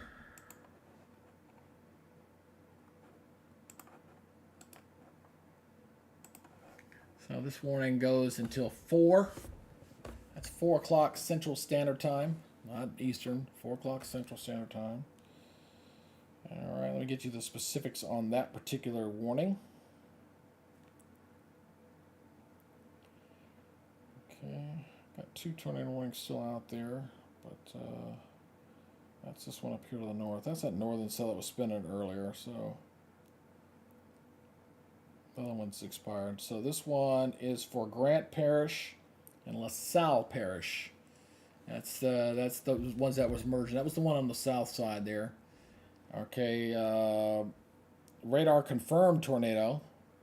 Flying debris dangerous. Was located over Halifax or 7 miles northeast of Atlanta, moving northeast at 55 miles per hour. So, let's go in closer. I need to turn off these ding chasers. There's too many of them, and they're jamming up my radar. So let's turn that crap off here for a second. There we go. Let's go in a little bit closer and look at Halifax. Yeah, that's what that little couplet is right there. Let's go to stop here. So you can see how this thing's evolved. There's a little spin up there. Still inflow knots there, right near Halifax. Hopefully that is not a big deal there. Going to Grant, Halifax, Pollock, Jenna. You kind of need to watch out for this particular cell. Let's see if there's a. Oh, that load up. So Grant Parish and LaSalle Parish. There's my new template. I saw that TVA just lit up there briefly, and I mean briefly. Here's the TVA back here. That was briefly there. Hail probability 100%. Wow, 2.25 inch hail. Yeah, you get. Yeah, it's not unusual to get hail close to a tornado there. I'm backing that up. That's where it was at strongest right there, as it was coming close to Halifax. It has weakened a little bit. Not seeing the TVS there. None there right now. So it's maybe it was briefly on the ground, but it's kind of lifted.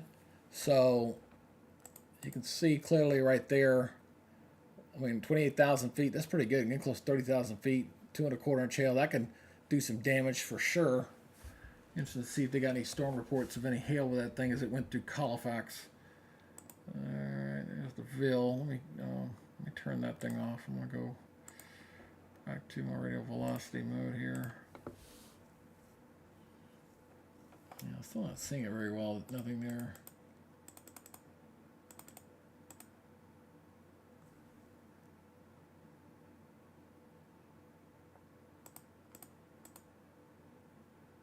Yeah, that particular radar, and it's some radars are better than others. Let's just put it that way. Some are better than others. All right. I'm going to play this on through. It's interesting watching this here to the south. So tracks off here. Watch this here to the south here. You see this little coming in from the south, how it interacts with these storms up here to the north, because it looks like it's moving faster than the storms to the north are. So whenever they get two storms to interact with each other, you can get some spin ups as well with this. So let me see the spot surface. Let's see local storm reports. Any storm reports in there? Oops, I'm sorry. I didn't realize that. See if there's any storm reports around that local area that's been reported in. Nope, not just yet. But all the storm chasers are right there. All the spotters are in that area. So if there's anything there, it'll be relayed into the Weather Service. Weather Service puts a grid coordinate down. They will report whatever damage is there, and then it'll populate into my my feed here as we go through this afternoon. So. One tornado warning out right now. Let me go to the wide perspective, make sure I'm not missing anything here. And there's another severe thunderstorm warning back behind this. So here's another warning. That was the stuff that I was just looking at a minute ago, which telling you need to watch out for as it was crossing Louisiana. So that's definitely something to watch here with another warning back here. They just populated over here. So that's this one here. This one also goes until 4. Severe thunderstorm warning heading into Vernon Parish there as well. So we got... Back this up a little bit, so we're watching 2 areas there. The Colfax tornado warning there, I think that's probably some very gusty winds, definitely some large hail, which indicated earlier with that, and then the warning to the south. No tornado warning with that one, but the big thing is you got a jet energy very, very strong. You get 70-mile-per-hour winds down the surface pretty easily with this. Would not take that much to say the least, but. You know how this thing interacts with that strong southerly flow. You still got some pretty good wind shear. That's really the driving dynamic with this particular event is that we've got strong southerly winds blowing in here. So let me switch over here, back over here. All right, so you can kind of show the wider perspective of the 2 warnings that are out. You know, you've got a very strong southerly flow coming in here.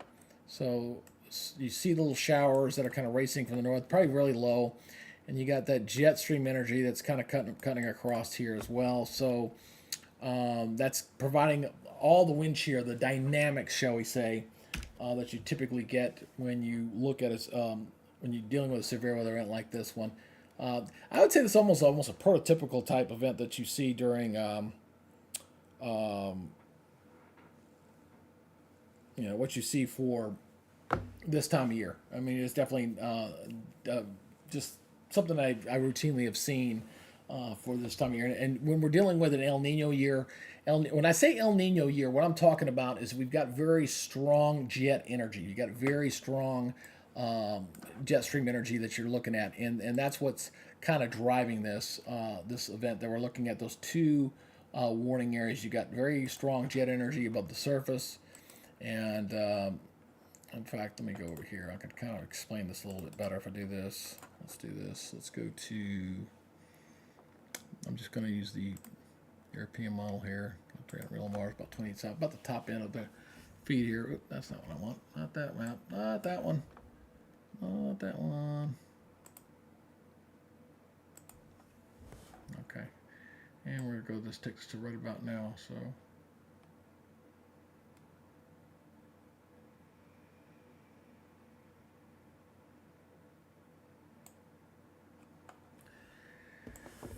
All right, so I want to show this real quick. You got these 2 warnings that are kind of going out there right now. The tornado warning of Grant, and then you got the severe thunderstorm warning there.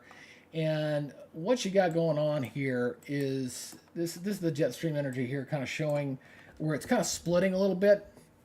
It's divergence. It helps with the wind shear and the spin of the atmosphere. And what you're seeing here is you got the winds kind of doing like this.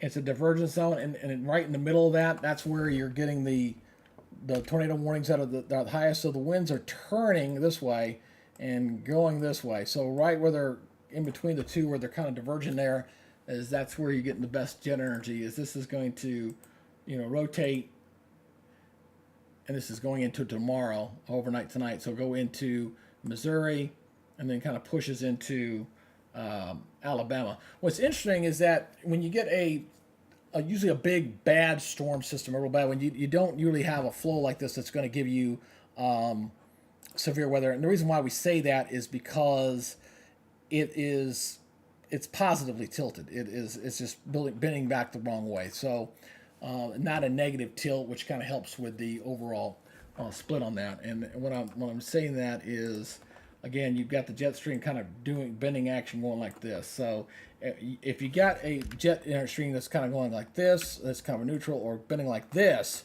then you're really looking at something substantial with that. So the jet stream energy is definitely there, to say the least. And let me go back to the radar. I don't want to stay on it for too long. So you got the two warning areas right now, one tornado warning and one severe thunderstorm warning, both going until about 4 Central Standard Time, right in the middle of where the watch box currently is. You see where the cold front is still back off toward the west. That'll be moving through the overnight period for tonight. Here's where the current watch boxes are up, covering a good chunk of Louisiana, eastern Texas, a few counties in southern Arkansas. I think that was just in case type thing. As it looks like where they have the enhanced drawn on this so far, lining up very well. And if you look what I showed you there for the split there of the jet stream, that's where that's falling, right in the middle of that. So very much right on target, to say the least. So we'll probably get a new watch box up here probably next hour or so, another couple hours, probably going into Mississippi here shortly, as we look at the severe thunderstorms to continue here through the late afternoon and into the evening hours here for tonight. So going back over to the big radar here, and I'm going to keep my wide radar. This one seems to be keeping a little bit faster on there. Oops, I'm going to put this one up. You don't need to see me there. Ugly dude, you don't need to see him. All right.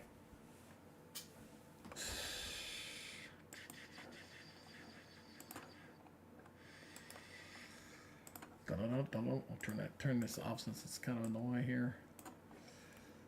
All right.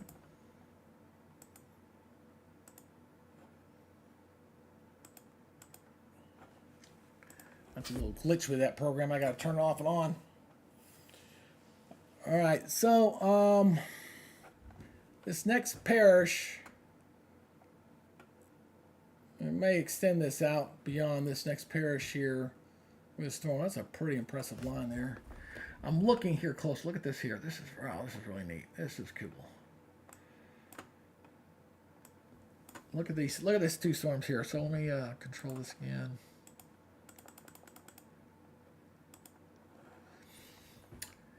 Something I'm going to watch closely. You see this down here to the south.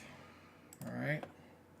Got this little storm down here to the south. So let me transition this thing over.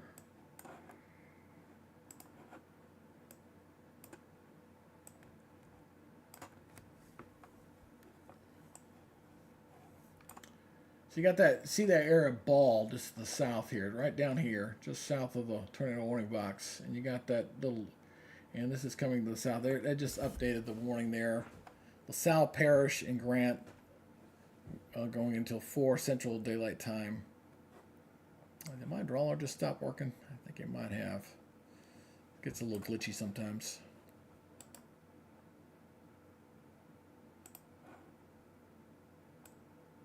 Nope, not going to work. It does that. Let me shut some of these. Oh, well, I know why it's not working because I already got it up. All right, so I'll shut these other ones down.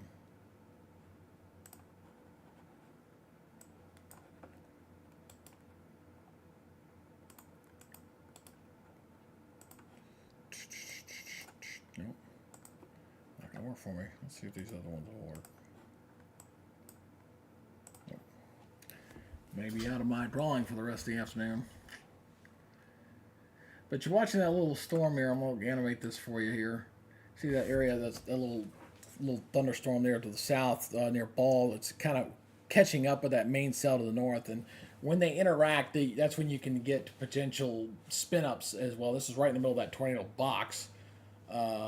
as well. So Jenna and LaSalle Parish, that's definitely going to get rocked here pretty good with some very strong winds with this particular cell. Let me look at this. Look at this. Oh yeah, that's definitely something to watch. That was just there for 1 pixel, not enough to drive home about. Well, let's look at let's see the hail profile here.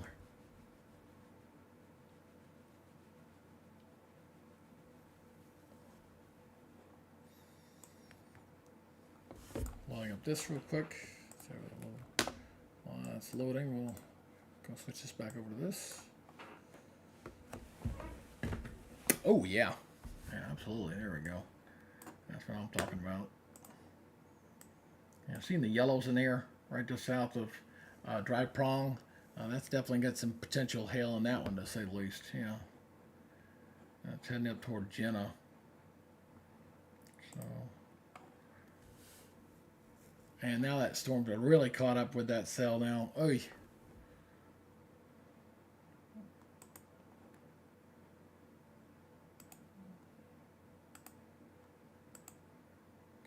Any storm reports come in there yet? Nope, no storm reports yet.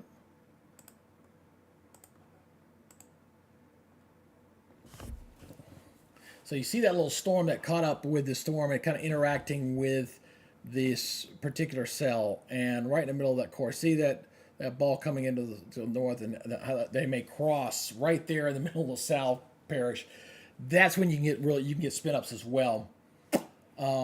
Watching that. So let me stop this real quick. So we're talking about this little cell down here, which is moving at 43, moving out to the northeast, and you got this cell here moving at a slower speed, moving east, half-inch hail with that.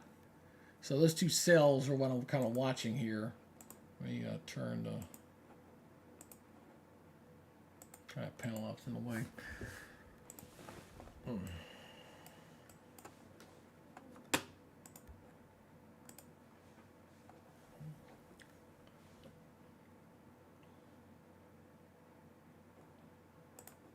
So we're not talking about that many miles. I mean, from the center of these two storms matching up to Jenna, you're talking about 17 miles away, roughly. So that's a pretty good cell there, to say the least. Let me look back here to the west and make sure we're not still no other warnings other than that other warning.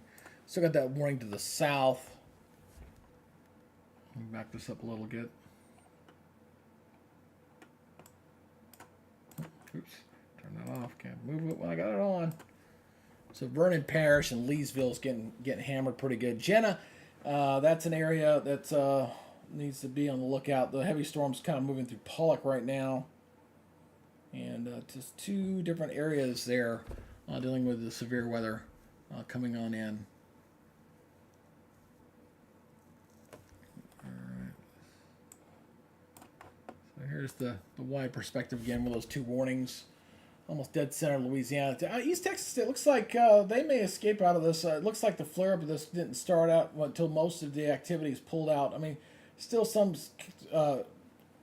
question marks there in maybe extreme southeast Texas, but I think it looks like East Texas pretty much escaped all this. It looks like the bulk of the activity is going to stay in Louisiana for the most part, just kind of crossing in. So I got to give the Storms Prediction Center kudos on this. They pretty much outlined this very well.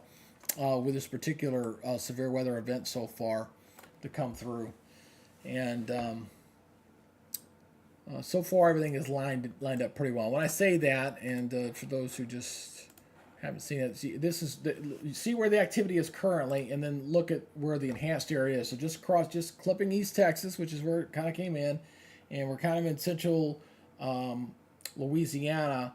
And it looks like they may have updated this where it's gone a little bit further into Mississippi for tonight. So with the enhanced area, so yeah, that's just updating there with the severe weather threat and that slight risk there in the yellow, and then just the moderate risk area in the dark green. So it lined up pretty well. I definitely can see that looking pretty good there. As you can see where that's at, and you can see where these current warnings are. So you got 2:20 I got 1:20 in the morning and 1:50 this morning.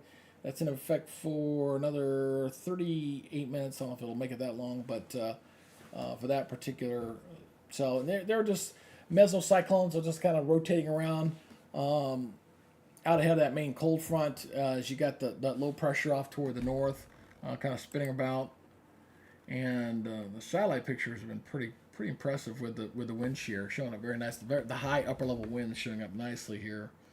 Let me see if that's been updated here. And sometimes I have to go in here and force it to refresh.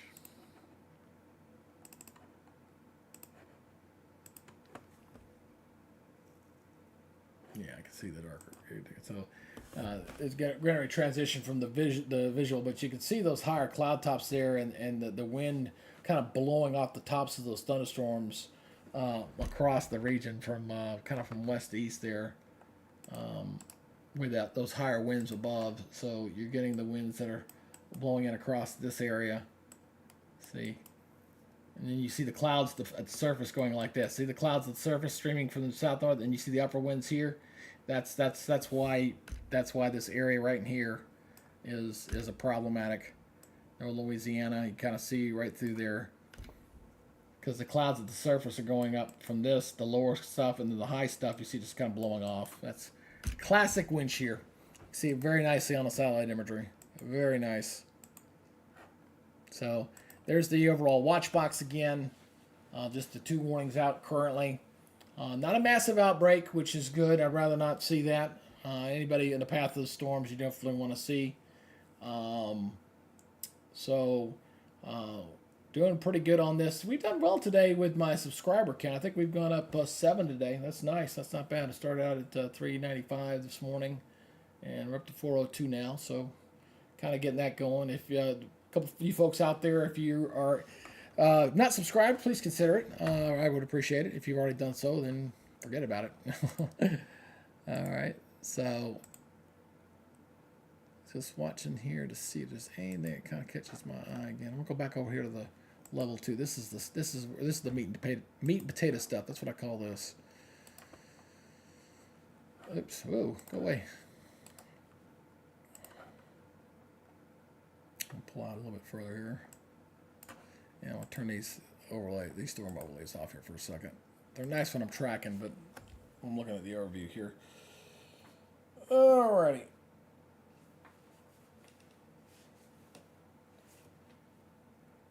Ugh.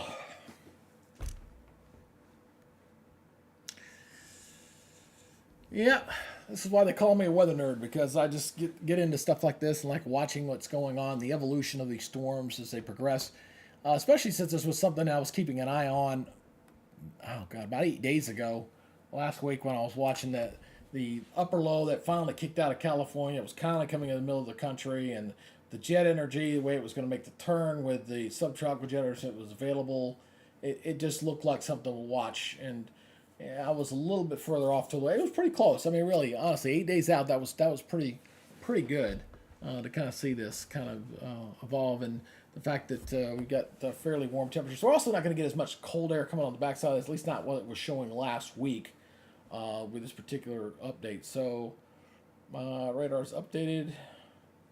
420, yeah, we're doing pretty good. All right. Just keep an eye on the big one here. All right, let's go ahead and zoom back in on this particular cell here on the last. Now that storm is merged in with that other storm, there's something that's caught my eye now that I'm looking very closely near Pollock. Yeah, let's stop this for a second. That's definitely caught my eye right in the middle, and that's right where those 2 storms emerge. Watch this closely, guys. This is pretty cool here. All right, let me see if my projector will let me draw or not. Yeah, there it goes. Good deal. Thank you very much. All right. It was getting a little flaky there for a second, but what I want to point out, I'm going to step this back a little bit.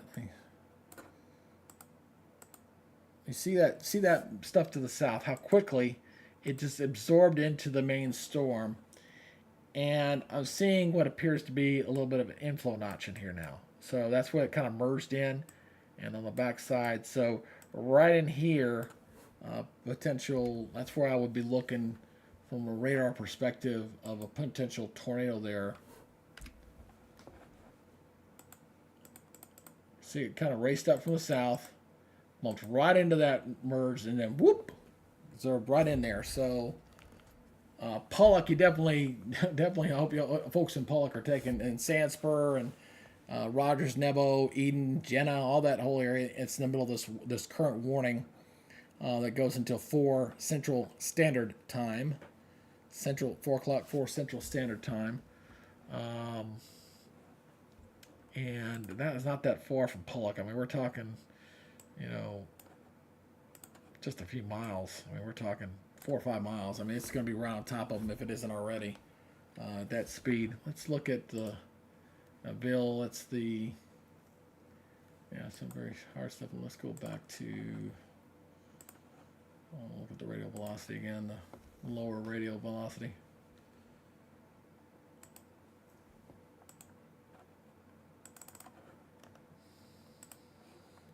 I'll switch back over to this while I'm loading.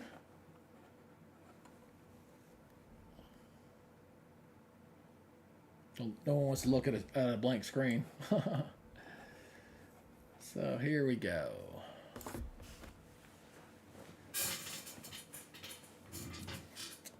You're coming up on 4:30 Eastern, 3:30, 3:25 Central Daylight Time. Probably need to put my date timestamp on this thing. I do it on my other site. I need to bring it over to this one. I just thought of an improvement I need to make. Help me with the time so I don't look down at my clock.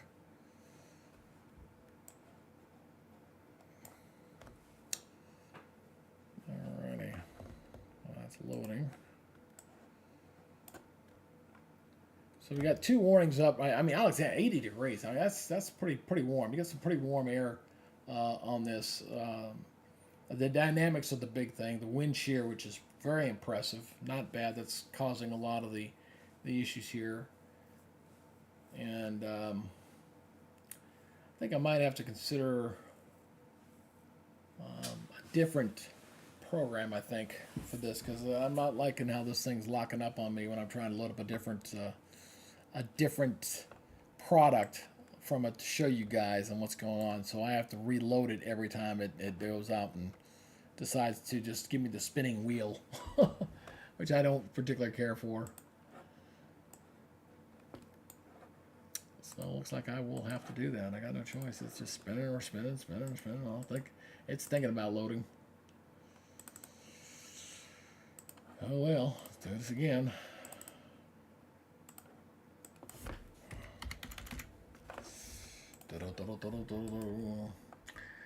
At least it doesn't take long. At least I give it that.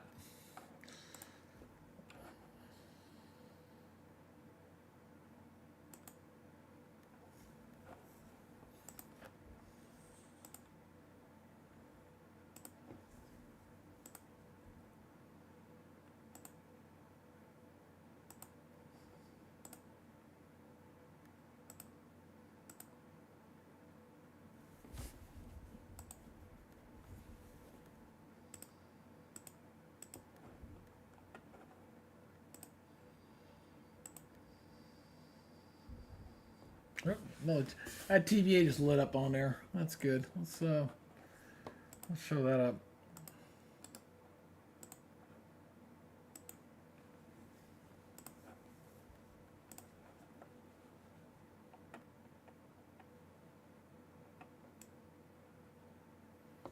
Yeah, that's exactly where I said it was.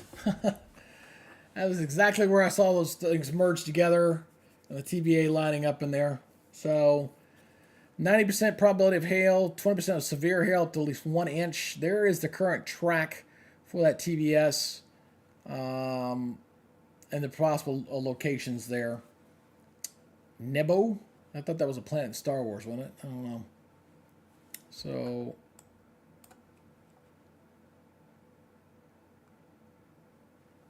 there's out of the way. I didn't want to counter. So Sharptown 445, Blade 451, Whitehill 452.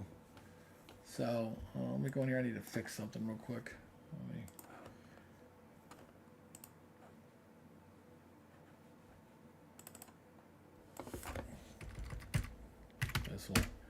bring it in a little bit better for me to go here.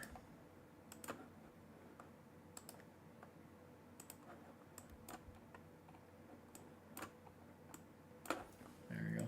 Centers up nicely for me when I get it right. So again, those locations right there, and we're watching that particular cell. And we'll turn these storm tracks off because there's just too many of them. Yeah, coming out of Grant Parish and then LaSalle Parish, you definitely got something that's been rotating in that area. We're talking about, kind of right in here with the particular storm as they were interacting with that little rush of moisture coming up from the south. Kind of races in at a right angle to those storms that were already to the north, and boom, we get a little spin up. So let's see here. Let's see the spotter network. Let's see. Now, a lot of spotters. They're all over the place right there. All over the place. I've got the local storm reports on just to see if anything will come in, but not seeing anything just yet. Let me turn this radar legend off. I don't want it to take up too much more of my space. So Jenna, you're the next on this potential path here. I think it's going to go to the right here a little bit. Let me animate this again. I should say the south, it looks like. You see how the storm just kind of merged right in with that storm, just absorbed right into it. So it'll be interesting to see if we get additional warnings out ahead of the storm system going into, what is that, Catalua Parish and Harrisburg and Jonesville. You need to watch this particular bad boy and see if it spins up anything else back behind here. Still getting pounded pretty good in Dry Prong.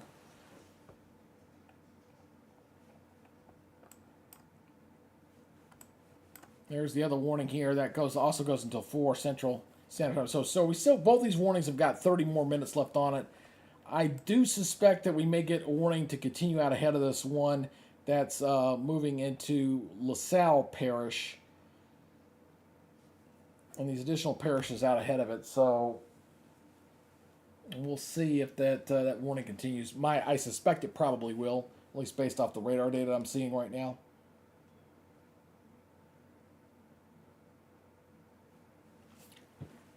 So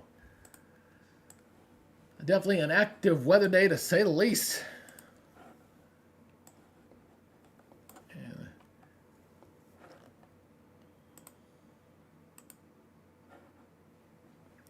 just keeping an eye on the wideband here as well.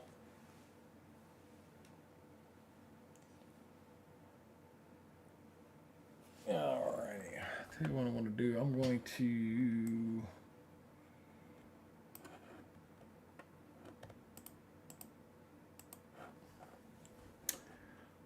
going to go get me something to drink real quick. So we're going to do the standby mode here for a second. So just stand by here for a second. I'll be right back.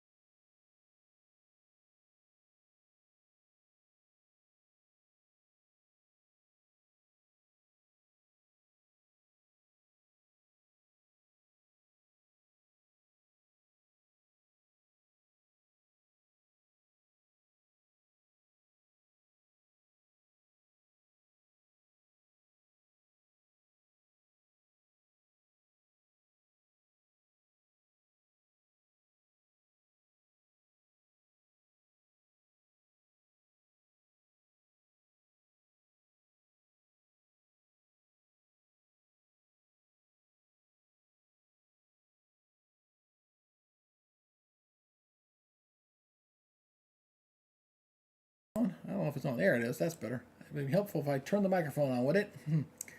So, looking at LaSalle Parish is where we're kind of getting the bulk of the activity right now. We have another warning here down to the south. So we've got the two warnings that are currently up across Vernon Parish and Grant Parish with this severe weather. And of course, this whole area is under a tornado watch that continues until 7 o'clock. They are starting to chip away some of those counties now across northern Louisiana as this is pushing off toward the east. I do suspect another watch coming out here not for too long here for areas into Mississippi, into Jackson, Mississippi, eventually getting into there as well. Harrisburg, potentially, as these storms move off toward the east. Still looking at, again, a decent flow from the south with this, as you're seeing the southerly flow. And see all these little showers here just kind of moving in here to the south. Let's here, hit the down key here. All right. So, all right, let's see.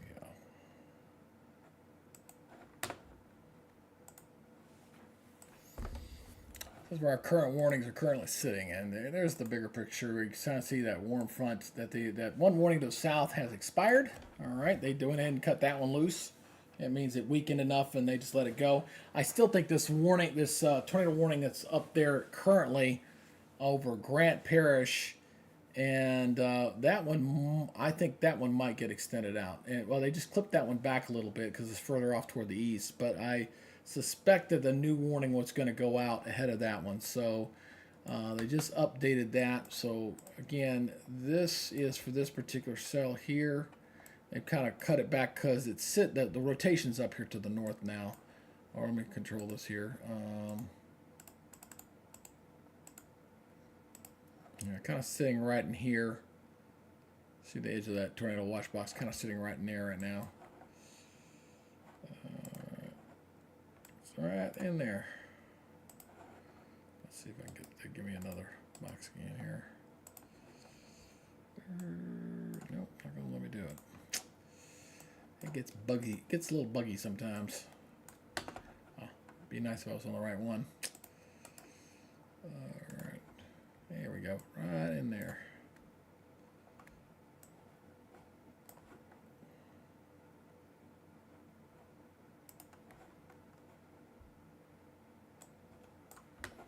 Yeah, so there'll be another warning here coming up for like Harrisonburg. I think that Jonesville. I think there'll be a new warning coming out for that area of the parishes there in Louisiana here shortly. This is the only warning box that's currently out there, but I do suspect that will be. It's been trimmed back. You can kind of see the corner of the box. That's where the spin is right there. But I suspect a new warning will be issued here very, very shortly for the areas there. Out ahead of this, that's where the warm front boundary is. According to that, I think the warm front's probably shifted a little bit further off toward the east now. By then, it just hasn't updated here graphically just yet. So that'll be. I do see another warning here shortly. I'm looking at the stuff to the south to kind of see if that will kind of propagate any additional warnings, and I'm not seeing anything there. It kind of catches my eye just yet. Looks pretty quiet, but there's going to be a new warning here. Wisner, that area there, Wisner, Harrisburg, Waterproof, Natch, getting close to Natchez, kind of in between there, getting over to the Mississippi line here for too long. Natchez, Mississippi, down to the south. So, yeah, we'll watch that very closely. We'll see how things kind of evolve down south of there as well. The bulk of the energy appears to be up to the north. I've seen this happen before where you kind of have thunderstorms that kind of get really fired up, they kind of steal everything out, and then the stuff to the south doesn't get it because all the energy is kind of shifted to the north. And where this is following is where the best jet stream diffluence of zone was at. It's where the two jets were kind of splitting apart there a little bit. And that's right in the middle where that tornado warning is currently sitting. And the only concern with something like this is that you can get stronger tornadoes that may be a surprise or two. That may be stronger than what you were anticipating in situations like that. So you got this set up here. I'll kind of center this up there. Jenna is definitely getting pounded right now. Where it's very heavy rain, gusty winds, probably 70-mile-per-hour winds. Some very heavy, very possibility some hail with this as well. With this particular cell, all the storm chasers are in that area. I was definitely looking at the spotters that were all on. The storm chasers and the spotters were all out there. Let's see the spotter network again. All right, they're all kind of back off toward the west. Probably waiting to see if there's anything that's going to follow on with the tail end of that front. You got some guys here, Adam and Matthew, and these guys out here this particular cell with that.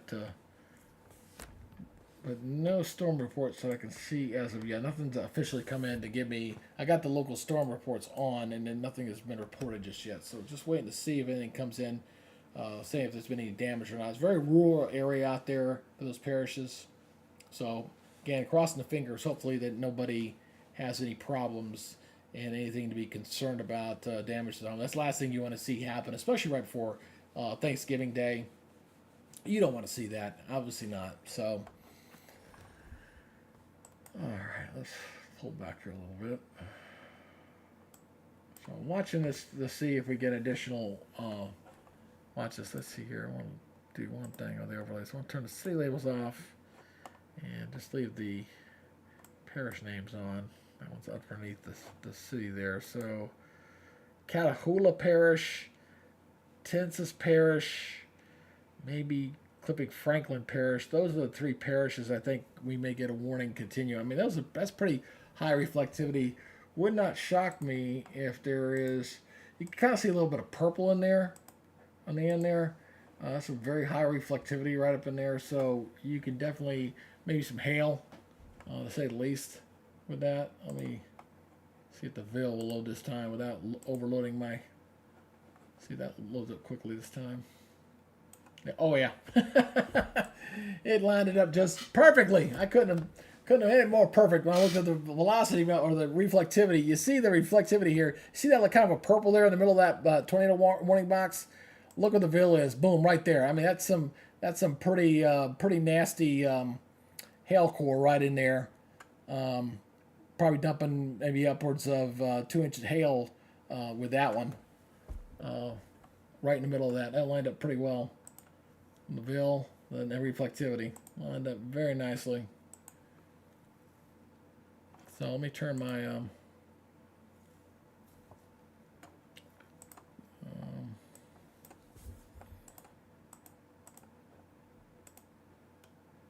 turn my roads back on here. I definitely want to be on Highway 80 right about now. That's for sure. That's lined up pretty well with that nice hail core there just south of Jenna. With that cell. I'm going to go ahead and continue to animate this. And we're going to see a new tornado warning. I'm very convinced heading into Harrisonburg and Jonesville. You guys are going to probably see a warning here.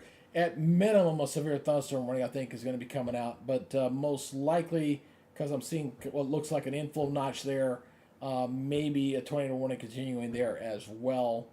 As this warning, this pretty hefty thunderstorm pulls in to the western or the eastern areas of Louisiana now, kind of getting close to the eastern portions of Louisiana and getting closer and closer to the Mississippi state line.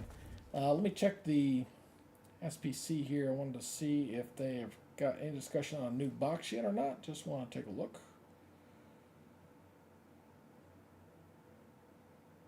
Yeah, and yes, they do. They do have. I was anticipating something coming here shortly. I've actually got, capable of producing, including tornadoes. So looks like new watch box. Probably watch issuance is 80%. Yeah, that's not a big surprise. So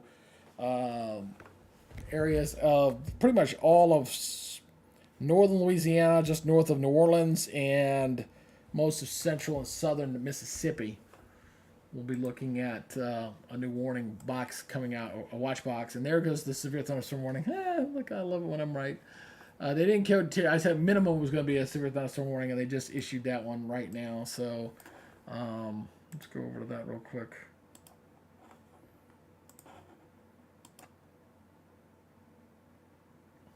I knew it was coming. Just had to wait for it. Knew it was coming. All right. There's a new warning there. That's not a warning. It's not showing up properly as a warning. That's kind of weird. I don't know what they did there for. Anyhow, let's go over to the other one and see if it pops up over here. Let's go back over here. It should be loading up here shortly. And Harrisonburg, that's a nasty cell. Nasty. Nice little hail core with that to the south, too. You can see that hail core very nicely.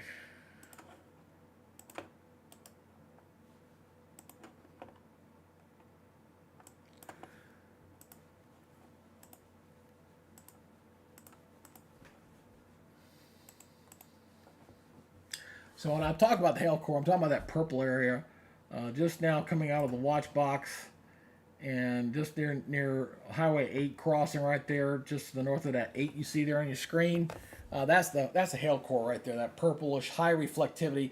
And the reason why we see high reflectivity is because ice, when you're dealing with hail especially, very good conductor for the radar to bounce off of, so it usually illustrates as a higher color on the spectrum there. And when it's purple like that, yeah, you definitely got a hail core there going through the southern portion of LaSalle Parish and coming over to Catalua Parish. I guess that's the name of that parish. I don't want to mess it up, but Jonesville, it might get pretty close to you. You have to watch that closely. Watch that very, very closely. Let's see where the Ville here lines up. Yeah, it's lining up very nicely there with that, to say the least. Let me zoom back out here again and wait for that new warning box to come in. So I'm getting close to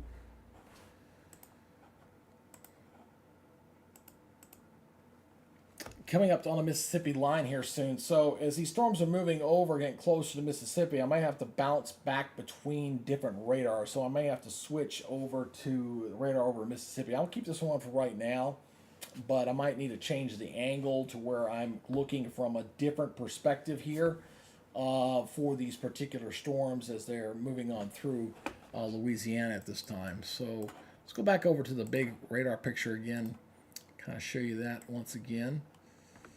And I got that new warning that's out there. Let me check the time on that one.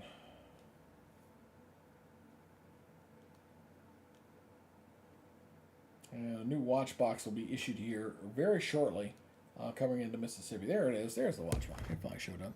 So serial warning goes till 4:45 Central Standard Time. 4:45 on that particular warning, and coming into actually crossing into Mississippi too. The speed is moving it. So going into Natchez and going into Adams and parts of Jefferson County there in Mississippi. Vicksburg, as you see. Let me switch this over. I'm not looking at the right one. There we go.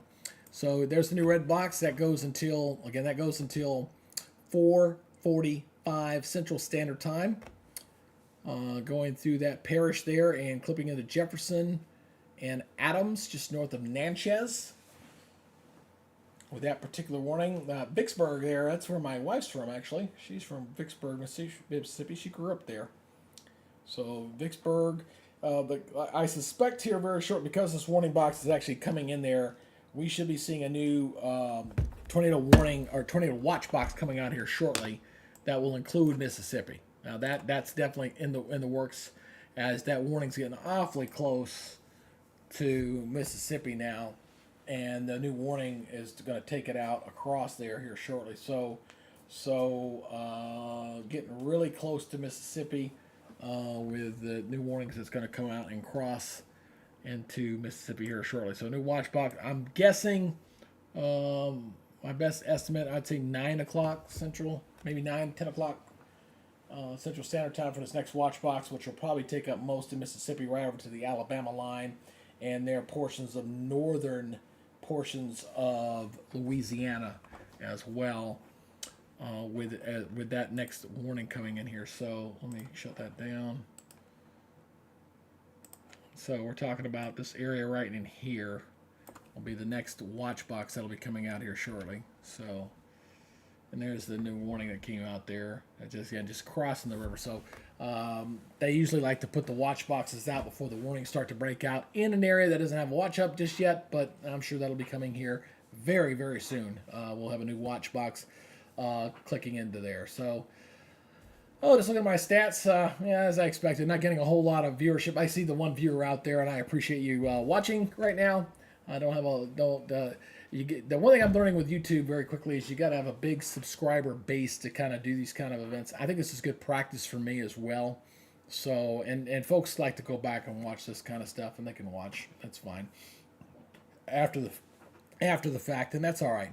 But this is good.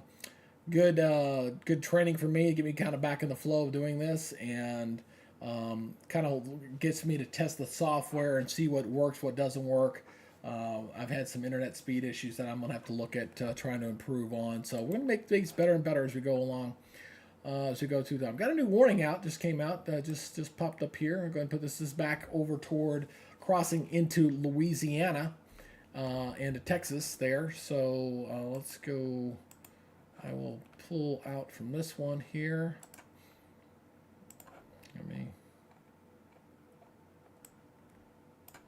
Hasn't popped in there just yet. So we got that new warning there. Actually, you know what? Let's do this. Let's go with this. Let's do this. And we're talking about this one right here. So severe thunderstorm warning there. That one goes until 4:45 Central Standard Time. 4:45. So that's 4:45 Central Standard Time. So all my stuff's popping up Eastern Daylight Time because I'm in the Eastern Daylight Time, and it's tracking of what my time is. But for those there, that's your Central Daylight Time for that warning there that's coming in there. So as these new cells to the south start to cross over, and we've pretty much are at max heating or just past max heating. We're not too far from the sun setting here for too long, another hour or so. When you lose that daytime heating, I think this will lose a little bit of their punch. There is some instability, there's some heat, but not a lot of it, which is typical for this time of year. You don't get a lot of latent heat, but again, the big thing that's been driving the severe weather is the in fact wind shear. The wind shear that's been there. We've had a couple of tornado spin-ups here. Nothing official yet that I can see as far as storm reports, as far as damage from anything just yet. But what's this here? That's a flash flood warning there. And that rain's been trending over the same areas. So we got a flash flood warning there just north of that. So that rain's been falling over the same spot over and over and over again. So that's definitely not unprecedented with this rain. It's kind of falling over the same ground through here, and see a flash flood warning kind of pop up.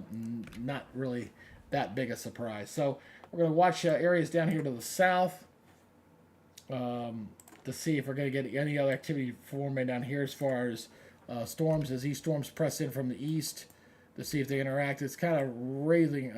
You see it kind of hooking right through there.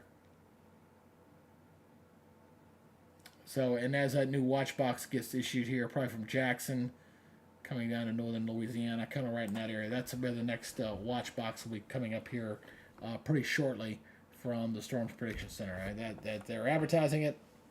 It should populate real soon, and when it does, it'll populate in here, and we'll show you the actual county breakdown there. They are trimming the counties away as the storms move further to the east. They're trimming the counties back. They do that typically for the severe weather when it's coming through a specific area. And then this will kind of traverse over into Alabama for tomorrow morning. But again, good dynamics, but not a lot of instability there to work with. So I think it'll be very marginal to just a slight risk with some of the storms that may bring some brief heavy winds, especially because the winds are so high off the surface. It's going to be a very windy day across areas of Alabama and even Georgia for tomorrow. even without the storm. So it'll be pretty windy for tomorrow. All right. Just watching this closely. Let's go back over to this.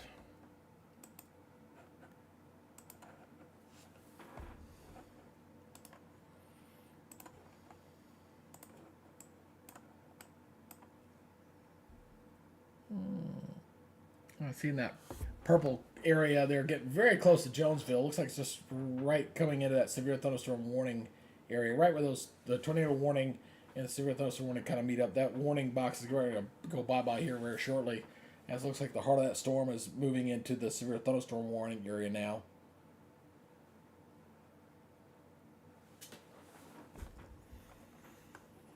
Let's check the bill out here real quick. Yeah, right there on it. Boy, poof.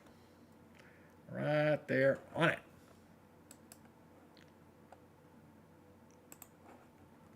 Yeah, see, right through there.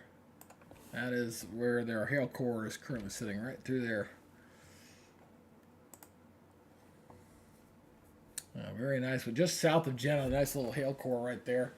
Probably maybe big enough to dent your car. Hopefully it's not too bad through there. Let's look at the storm tracks again. There's that TVA that was earlier. Yeah, 2.5-inch hail being reported in that cell from earlier. So, yeah, that hail core has been tracking pretty nicely, or easily, I should say. Controls. Yeah. See the hail core just south of Jenna, and then went over there. That's where that tornado signature picked up there briefly. That's why I was kind of surprised they went with a severe thunderstorm warning instead of a tornado warning for that next watch box, just by looking at that. You can see we had multiple signatures through here.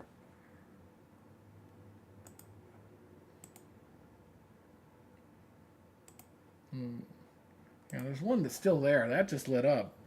Yeah, let me zoom in on that a little closer.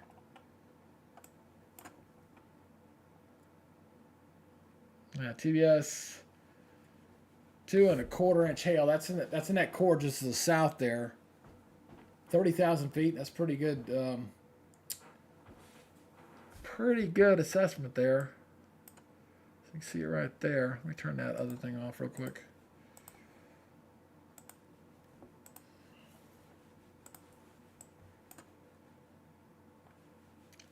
So, moving at 45. I know it says severe thunderstorm warning out ahead of that, but now that I'm seeing the TVS is lit up there just on the most recent image, they may change that back over to a tornado warning. Would not shock me in the least if they change that over. Let me look and see if they may have done so already. Nope, they have not done it. They're still showing it as a severe thunderstorm warning, but it just dropped off. So. It must have been elevated. That's the only thing I can speculate is it was an elevated in there. So control. So you see the red TBSs. There's the last one, and then it updated it there. So this is where it's shown right now. 90% chance of hail, 1.25-inch hail. So it's weakened a little bit as it was crossing into the severe thunderstorm warning area. Jonesville is going to get hammered pretty good. Get a lot of gusty winds with this. I'm sure there's some very gusty winds up to 60 miles per hour plus easily with this. So the criteria, obviously, for severe thunderstorm warnings, we're talking about winds greater than 55 miles per hour, 3/4-inch hail, lightning, obviously, and there's been plenty of that with this as this has been moving on through.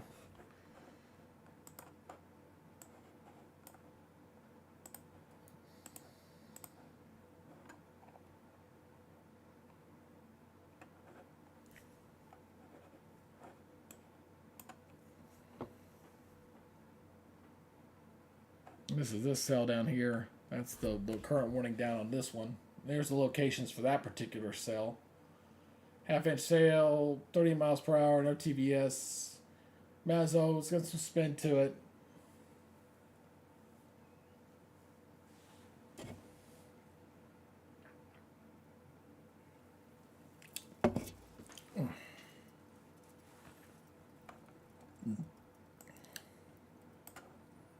That's the big overview right there.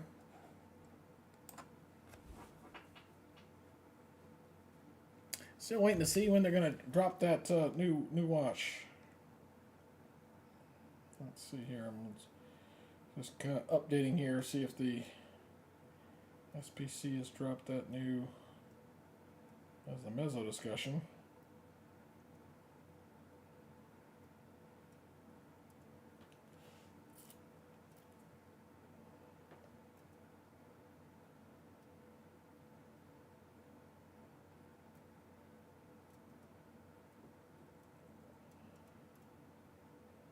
Oh, there's the other tornado watch. I was just waiting on it. Just waiting on it. There it was. All right. That just got issued. Somebody has to go, oh, it was too slow to pop into my box. Oh, well. Yeah, here it is. Should be there now. There it goes. Just a little slow going over to it. I knew it was coming. So that tornado watch box goes until 11 o'clock. 11 o'clock. So let's transition this back over here, and I will fix that real quick.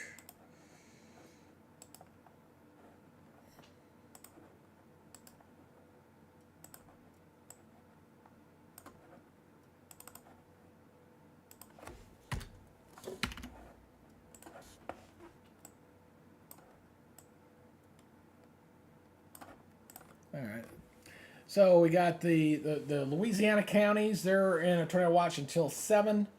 And then the Mississippi ones goes until 11. I'm surprised they didn't take it over to the Alabama line, but I guess they're just a little short of that. So, gonna be a long night in Mississippi tonight, that's for sure. That tornado watch box up. 2 warnings up so far. I don't suspect this is going to be a huge overnight thing, and the reason why I say that is just because I'm just not seeing, that daytime heating is going to play a factor. It is definitely going to play a factor. I'm not undermining the wind shear that's there. That's clear. So areas from Jackson down to Macomb needs to obviously be watchful of this. I mean, you can clearly see on the radar. Oops, I'm sorry. Let me get that back over here. I got to interact the correct way. I started to grab the wrong one here. But,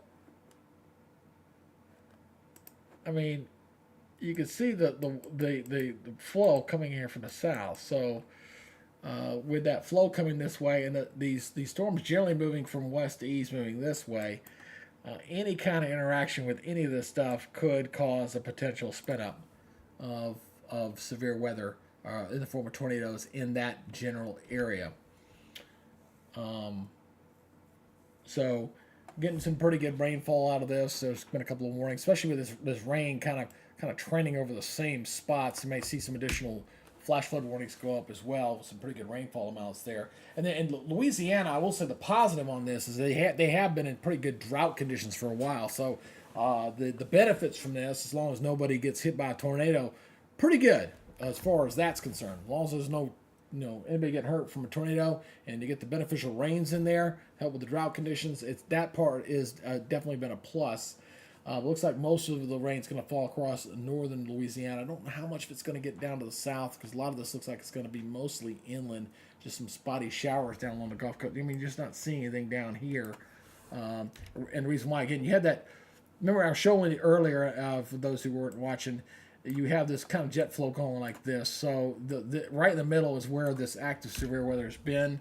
It's kind of like where the jet's kind of splitting a bit, and that's where we're getting the active severe weather in that area, where the spin and the wind shear is at its greatest with this particular storm system that's moving in. I'll be glad when it gets on through here, because it's going to be pretty nice back behind it. So again, going back over to the main radar here, and I'm going to be switching radars, or going back and forth between radars here shortly. I probably need to switch over to the Jackson, Mississippi radar here shortly, and watch the storms as they come into Mississippi.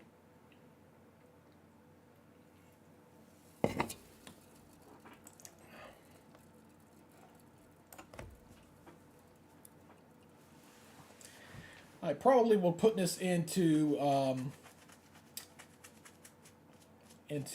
standby mode here for a little bit, as my wife will be coming home shortly. I did not start dinner. I'm gonna get in trouble for that, but that's okay. She knew I was doing this today. I work from home, so this is one of my endeavors to build a good YouTube channel and to build a good following with this. I was hoping to get a little more exposure on this than what I saw, but at least it gives me a measuring stick, gives me something to look at as far as doing these kind of events. Tomorrow I'll probably do it on my Facebook page for my local market in Columbus. So until I can get the subscriber base up more than what I'm currently sitting at to do these live events, does not appear to be a big winner for me. So that's okay. I still enjoy doing these. There's just no doubts about that. So.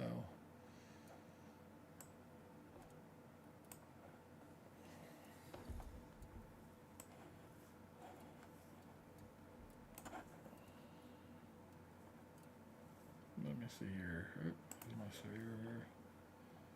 Hey, greetings from Hungary. Appreciate you working with this. Keep it up. I saw somebody actually posted something earlier, and I totally missed it. I don't know how long ago that was, but thanks, Tabby. Alrighty. All right. So here we go. All right. So we're watching this closely. I'm going to pull this out here a little bit. Kind of a wider perspective here of what's going on. So you can see the low pressure system back off toward the west here. So you got the low sitting here. Got a strong jet energy kind of flowing through here. And kind of splitting. It kind of got a split flow, kind of going like that. And air kind of rotating around this area of low pressure. And you got the jet stream kind of diving this way. So that's where we're getting the severe weather, right there in the middle. And Alabama and Georgia will get on the action, especially west, central, south Georgia, I think. I don't think it'll get into north Georgia. Too stable up that way. But we'll see how these storms evolve and push off toward the east overnight tonight into tomorrow. That rain has been really trending over the same area, so the flooding concern is probably increasing through here as well. I could look at that. Let's look at the rainfall rates right now with that. Let me go over to switch back over to this radar here. And, I'm gonna close the bill down, and I'll add a storm total precipitation just to kind of get an idea what the rain's been doing here. Let me switch this back over and let that load.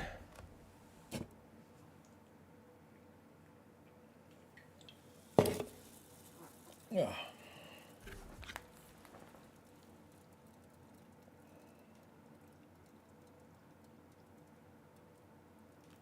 So I was looking at the new watches here, the one for 11, just looking at specific 70 mile per hour winds. That seems to be pretty much standard because that's what the jet energy off the surface is doing.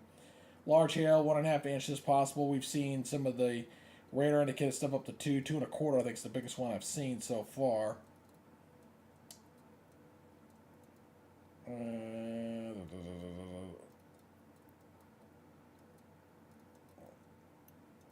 All right, so just the strong winds and stuff like that. That's going to be the main threat here for tonight. And we're definitely going to use something else because I cannot keep having this thing do that. That's a lesson learned for sure because this software program, it's just spinning around. I don't like that. Do not like that one bit.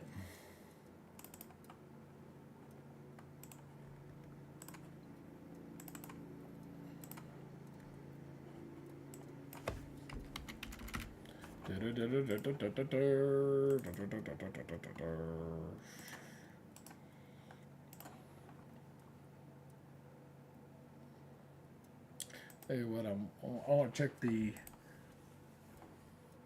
I'll look at the rainfall amounts first.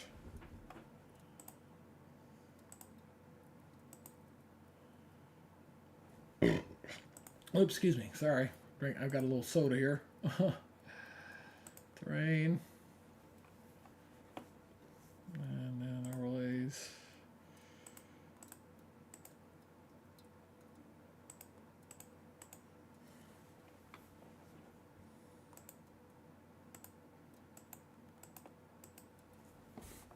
Okay. We'll look at the storm precipitation totals. All right.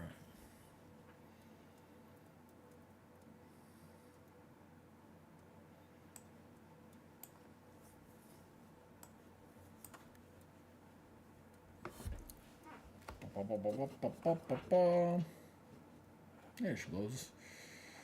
All right, let me fix this real quick so I can show it to you. Oops, not that one.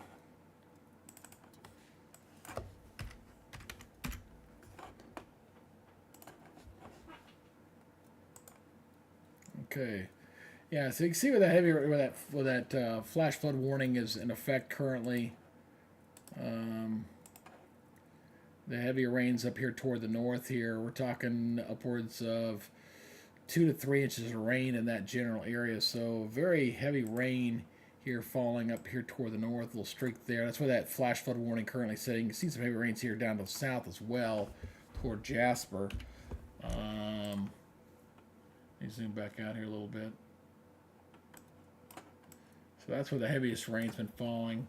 Near Martin, Winfield, between Jasper and Kirbyville with the heaviest rains. But anywhere in that green area, you're looking upwards. Once you get in the yellows, you're talking about close to 2.5 inches of rain there, the yellows and above. So some pretty decent rains falling overall. Definitely 1 inch plus in a lot of locations with this particular events that's been going through here so far. Options, turn that off, and turn my legend off. I don't need that.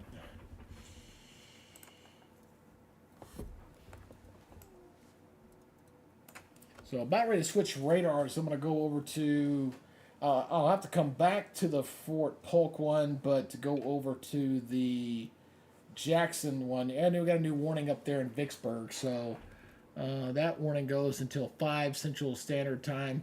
That storm coming into Vicksburg now. Let's go ahead. I need to switch. I need to change radar sites. Let's go ahead and change radar sites here on this. Let's move over to the Jackson, Mississippi one here. Maybe this one will behave a little bit better. So I need to get this set up for you.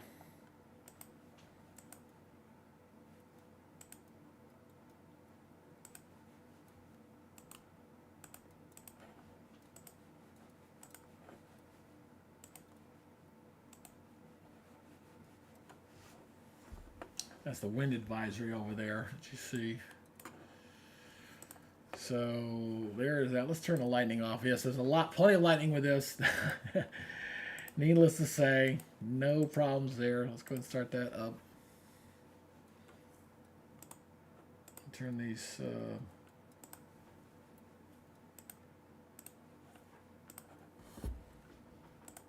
There you go. So you can see those two storms as they're coming into Mississippi. So Jackson and getting into Mississippi later are those tornado watch boxes that continue until 11 o'clock tonight.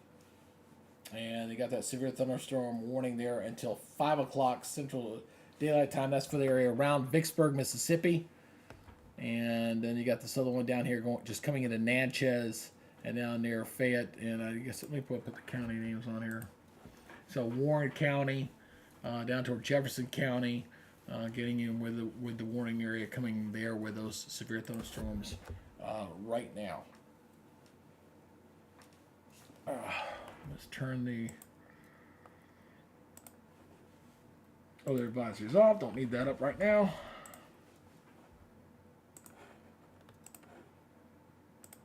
So there's our current warnings that we got. We got 3 warnings up, all severe thunderstorm warnings. 2 coming into Mississippi. Still 1 hanging back there in Louisiana, and some flash flooding going on. As that rain's been falling over the same area for a while, upwards of 3 to 4 inches of rain, with some of that rain kind of what they call training. That's when the rain continues to fall over the same location with this as well. So all right, I'm going to go ahead and put this into Standby mode here for a second. I've got to do something real quick, but I will be right back in just a second.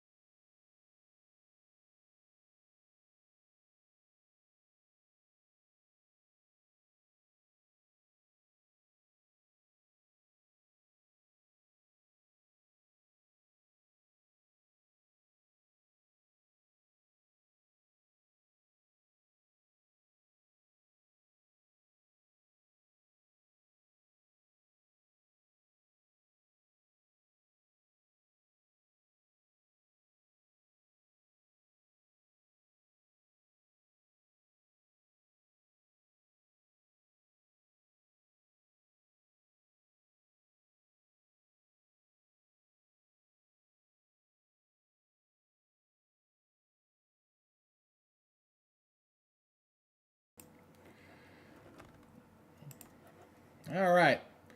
Back in here right now, and I got nobody watching. All right, let's see here. All right, let's pull. So, local storm report. A few trees down near Mablo and thunderstorm wind gusts up to 52 miles per hour at Storm and Warren. Wow, impressive. And we got another warning back behind the system. I might need to switch radars again. As we've got two tornado warnings out to the south. So let me switch back radars. I need to switch radars again.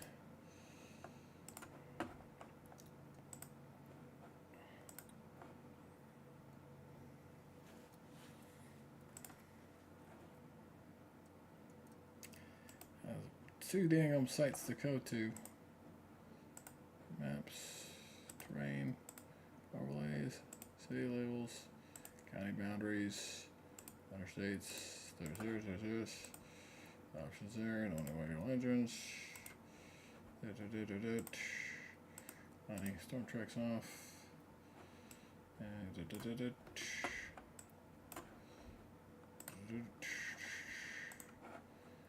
all right. Got several warnings up right now.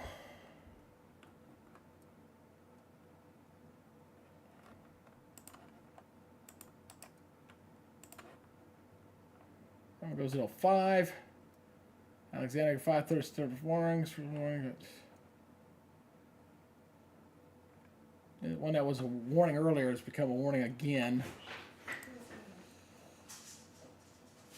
Oh, you were doing weather? Yeah, I was actually doing dinner real quick.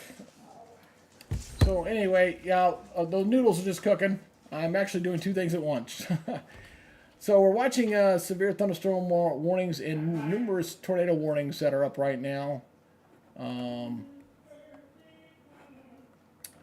And right now, looking at 2 tornado warnings here across central areas here. I'm zooming in here. Let me put my counties on here. That's the same area that got hit earlier.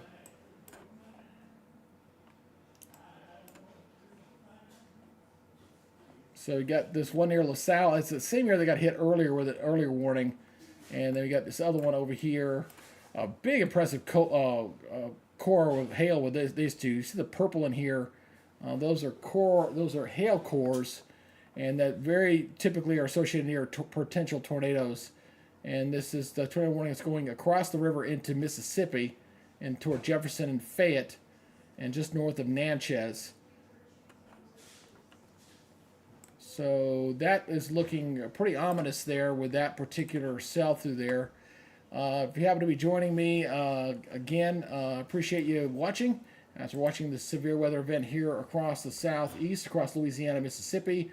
Numerous warnings. We're probably about peak as far as the number of warnings I've seen here for this afternoon. 2 tornado warnings and 5 different severe thunderstorm warnings currently up across these 2 states between Mississippi and Louisiana. So looking pretty nasty out there, to say the least. The watch warnings there again. Again, you got the 11 o'clock for Mississippi and 7 o'clock over into Louisiana. Kind of a complex setup here. The surface map's kind of set up there. Maybe a small little mesocyclone there along that old warm front boundary, helping to help spin the air up a little bit across Louisiana, causing some headaches and causing some problems. And definitely a problem, to say the least, for there. But there's the current sped up here. I'm going to take a look at the live here in just a second. So let me switch over to this. Hold on one second.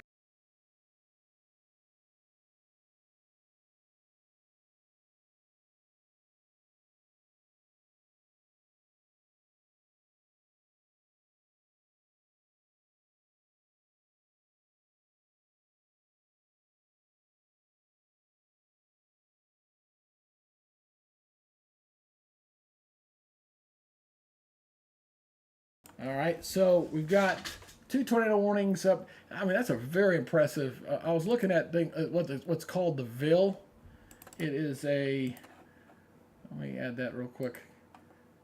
It really identifies the hail cores very well, and they've been lining up very well with these storms this afternoon, with where the hail cores have been falling. The VIL's the vertical integrated lift, the VIL here, and it is clearly showing where the problems have been with these hail cores. They've been dropping pretty good hail, up to about 2 inches of hail, been falling into some of these areas. Okay, transition back over here. Oh God, yeah, it shows up very, very, very nice, to say the least, with this. Wow, that is very impressive. Let me turn that control off so you can see a little bit better. So, I mean, that is a very impressive hail core in there. You're talking about right in here, some very large hail in the center of where that that tornado warning currently is in effect. And let me turn that off again. Not sure why when I have it off it keeps popping in there. Let's look at the storm tracks on this real quick. I'm gonna load that up. And 100% probability of hail, severe hail, 90%, 3 inches. Wow, that's some very large hail with that moving at 43. That will do some damage, to say the least. With that echo tops up to 37,000. That's the highest cloud tops I've seen so far this afternoon with the storm. You can see the purple in here. Those are pretty good hail. It's waterproof over toward Fayette in Mississippi. Definitely seeing some potential for hail there. Got this other tornado TVS here. Not showing up very well on the skits here as far as the path, but Jenna, obviously, watch out. Tornado warning. Lowest floor of their home. Make sure you're away from walls. Put as many walls between you and the outside, I should say. Interior hallway, closet, bathroom. That's the best place to go. Obviously, dealing with this, but it's finally got a little more active here in the last hour or so with the number of warnings that are currently out. This kind of covers everybody. You got 1, 2, 3, 4, 5 different severe thunderstorm warnings and these 2 tornado warnings. And there's one warning back here in Granville. That's where they had a warning earlier from the cell that's now currently pushing into Mississippi, just north of Natchez in there. So I'm going to turn these off, go back to my controls here, animate this for you. Again, looking at very active weather here across Louisiana, shifting into Mississippi for the overnight hours. Obviously, the sun's getting ready to set here soon, so don't like nighttime storms. Very difficult to, you can't see anything. It just kind of can drop on you at a moment's notice. So far, most of these tornado signatures have been fairly weak. They've not been very strong, very broad, but they've had some very good hail with these systems, to say the least. Very good hailers have been popping up with these storm cells. A little more than what I was expecting with hail size, but I've seen up to 3 inches. That's like baseball size hail. That'll do some very good damage there, coming into out of Louisiana and into Mississippi near Fayette, and just south of Port Gibson, with that hailer just to the north of Natchez. Let's look out some of these. I want to put in the see the local storm reports, see if we've had some more reports here. Thunderstorm damage near LaSalle. A few trees down, power lines down near the intersection of Nebo-Bella Road and Clyde Road. That was at 4:26. So a little over an hour and a half, hour and 10 minutes ago. So that was 3:26 Central Time. And then you got this other one.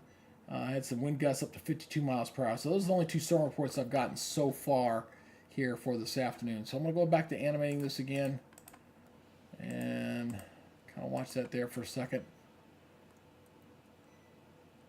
All right. And stand by for 1 second.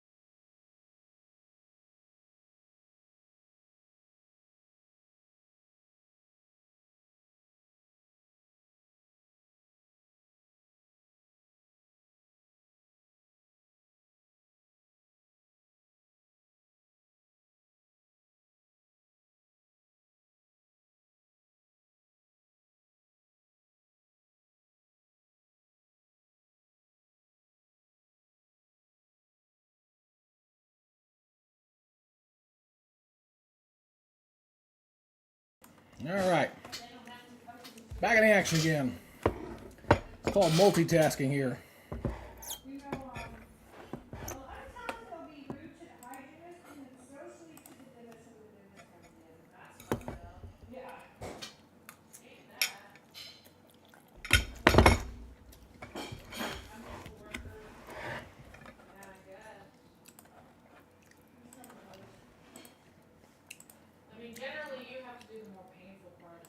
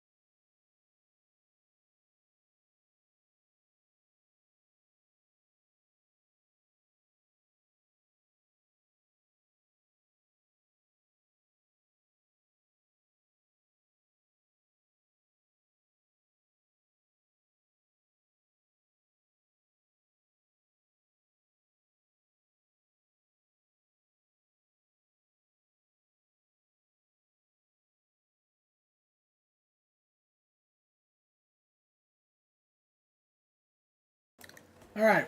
Still tracking 2 tornado warnings and 4 different severe thunderstorm warnings currently across areas of Louisiana. 2 different tornado watches. Tornado watch box over Louisiana goes until 7 o'clock, and the one in Mississippi goes until 11 Central Standard Time. So I've been doing this now for about 3 hours. I've been watching this very closely. I'm trying to work in my meal here while I'm working. So another little report coming there. Let me see. I want to check that real quick. Let me go to my interactive here. And hail report. There's my first hail report. I haven't seen that in a while. I've been looking for those. 1.25 inch hail there from a storm chaser near Concordia, Louisiana. And that was about 4:30 Central Standard Time. So a little over an hour ago. Well, no, actually it was like 15 minutes ago. That's part of that hailer that's moving into Jefferson County into Mississippi. So if you're in Fayette, Mississippi, that's going to be an area that's probably going to get hit. There's been a pretty good hail core with that storm for a while now, as this continues to be a pretty active weather day across Louisiana and Mississippi. There's a current look at the watches. You can see those for there across Mississippi and Louisiana, and they've trimmed those watches away from the northern portions of Louisiana as this continues to move off toward the east. Let's kind of give you the broader perspective here. I'm going to take the, let me go over here. I'm going to take the fronts and stuff off because it's interfering with my look-see. So hold on one second. Let's take the surface fronts off here. There we go. And since I've taken those off, let's go ahead and zoom in a little bit closer. They are dirty. Yeah, I'm doing this from my house, as you can tell.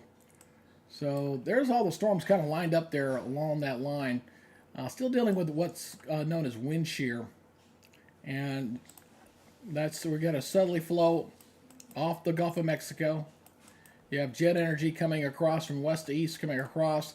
And where they're kind of meeting up right here in the middle here, that's where the wind shear has been at its strongest with a pretty good strong jet flow. So we've had 70-mile-per-hour winds not out of the question with some of these storms, and getting spin-ups as the storms continue to move off toward the east at about 45 miles per hour. So, and we'll watch here across areas of Mississippi later for tonight.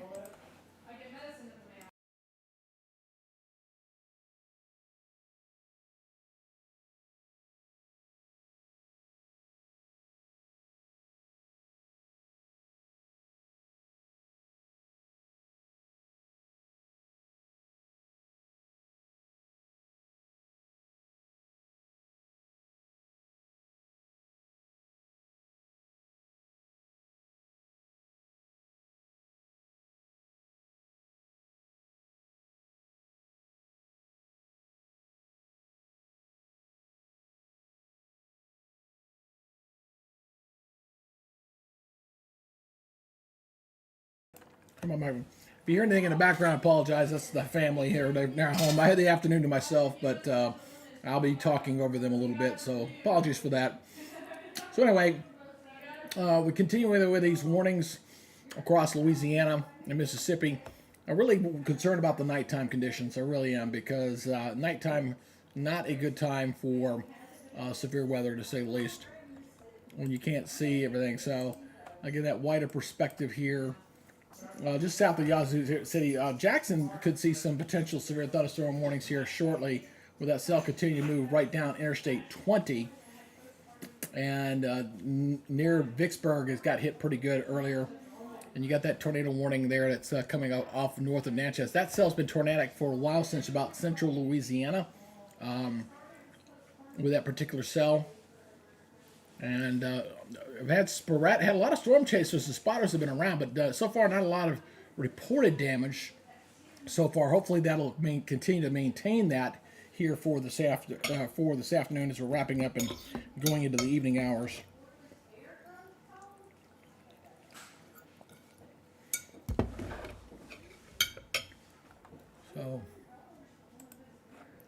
So again, going back, that severe thunderstorm warning continues up near Vicksburg.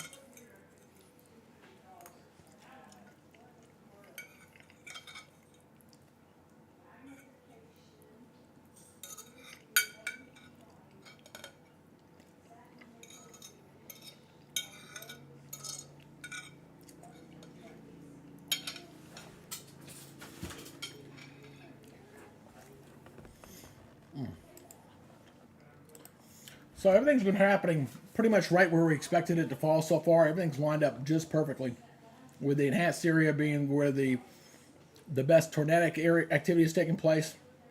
Hail has been pretty impressive, and haven't seen a ton of wind damage reports just yet. I've seen the wind gusts. The highest one I saw so far is 52 miles per hour up near Vicksburg. But so far, so good as far as not seeing any major tornadoes, and I just hope that really continues here for this afternoon as it continues to move up with these storms.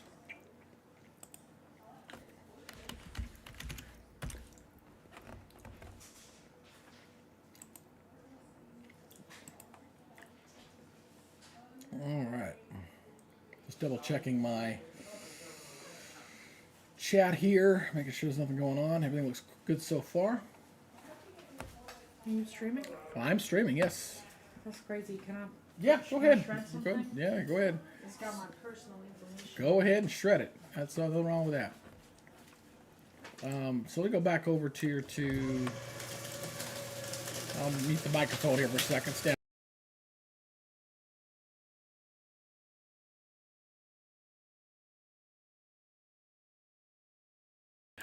That's my oldest daughter. She actually helped develop my logo, the Weather Nerds logo up there.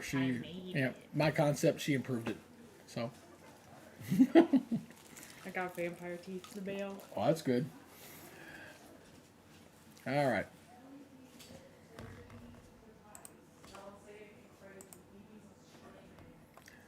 Yeah, just don't be too loud. You're okay. I'm surprised that doesn't update. I don't know why that does not update. I gotta do that. I gotta force this manually. As the sun is quickly setting. This is the IR imagery as you're going into nightfall. And one thing is very, very, very clear that you can see from the satellite imagery, which I really like, is the fact that you can see that the higher winds at the upper levels of the atmosphere. So you see these stops being blown off because you got a very strong jet blowing through here, and you see the clouds here before it got dark. You kind of see the clouds streaming in from the south at the lower levels, so a clear indication of the wind shear that's impacting that area with these thunderstorms, with these things lining up through here, and should be pushing off here shortly into Mississippi as we go through the overnight hours here in the next couple of hours, as it moves into that enhanced area over into Mississippi, as you can see right there. And the categories on that, and showing pretty well here how this thing has evolved pretty well. So it's the tornado threat has been higher in that area, and that's exactly where the tornado warnings have been flaring up. The wind is the highest threat, up to 30% in that red area there, and 15 in that yellow surrounding area. And the hail's been pretty impressive too with this so far. I mean, large hail has been pretty good, with this upward to 3 inches detected on the radar so far with this, as these storms have kind of moved on through the area. Still looking at the warnings with the 2 tornado warnings, and now down to 4 severe thunderstorm warnings right now across Mississippi and Louisiana. Those storms continue to move off toward the east or so. A lot of these will be coming to an end here shortly. And I'm going to have to switch over to the Jackson Lake radar here shortly, because I switched back over because I had so much warning still in Louisiana. So right now I'm just using one radar at a time. I didn't want to overload my system too much here.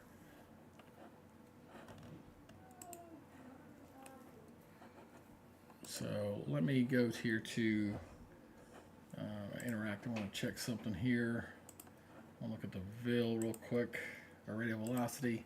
I just want to see if we're seeing any rotation in with those couple of those storms coming in from the east or from the west, coming into Mississippi. I want to see if there's actually any potential rotation in there. So let me switch over to this radar here, a little bit different look while I'm loading this one up. All right, so let me go to controls here. Radar off. And this particular radar has not been very impressive as far as detecting the green and the reds. That's when you get the this right here. Let me switch this over here. Oops, get to the right one. I just not been seeing it very well. Let me turn this off here as far as local storm reports, and I'm going to loop this here.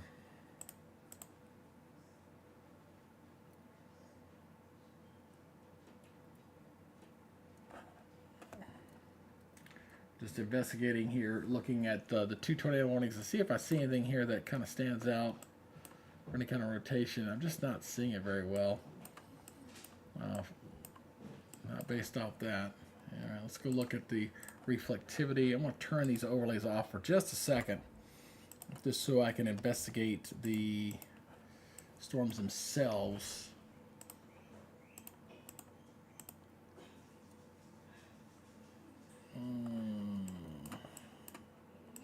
What a hailer pulled out of Jefferson. Woof! That's a hail right there. That purple you see moving there, I'll step this through here very shortly.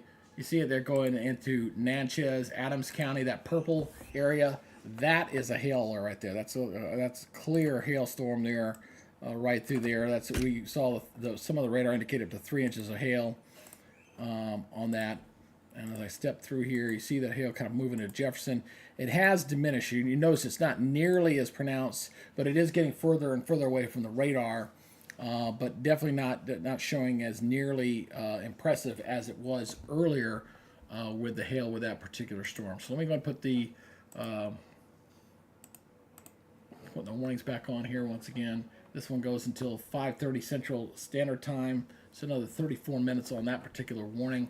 Although I'm not seeing anything in there that really impressing me. But you're in Fayette right now in Jefferson County. That is definitely a problem right now. Let's go to controls. I'm going to stop that real quick. Yeah, just not seeing anything there to make it.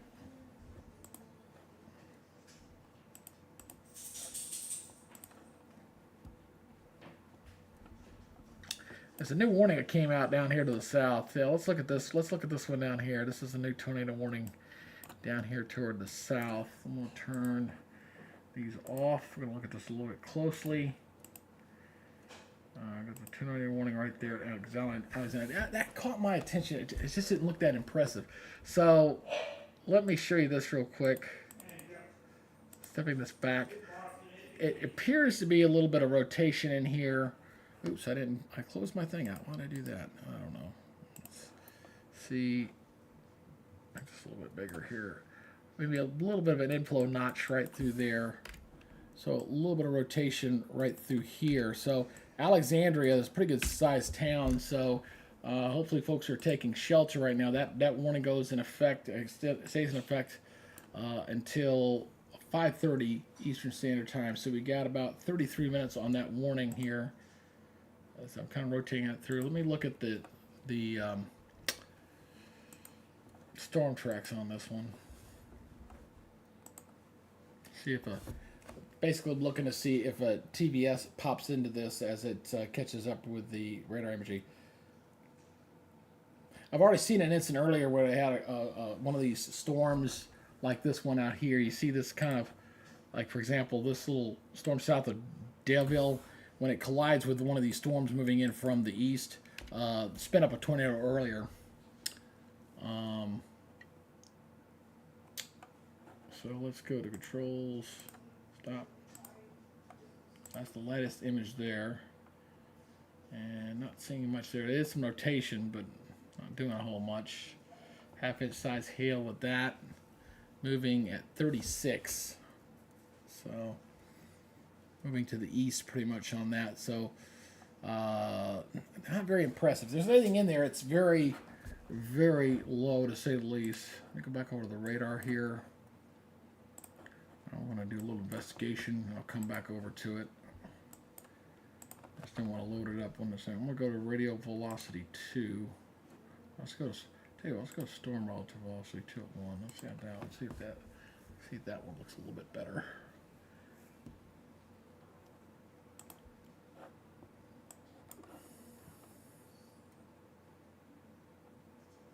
Star Trek 505. Look at my image. Image 101. At least I can tell when it's loading something.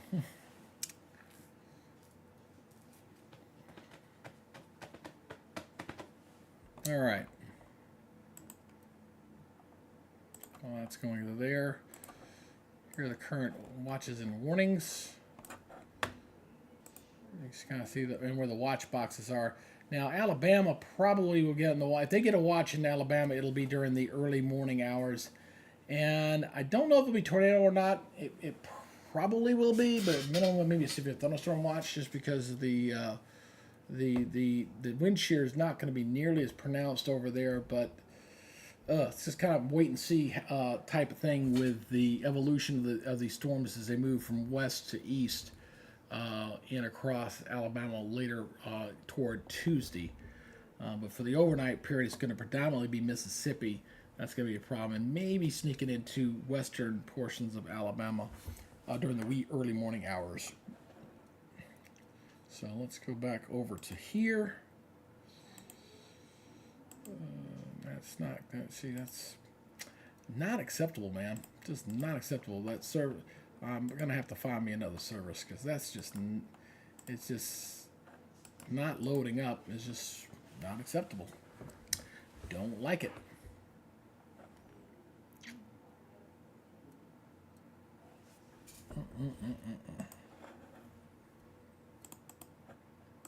I'll have to do a refresh because I can't do anything with it. So let's go.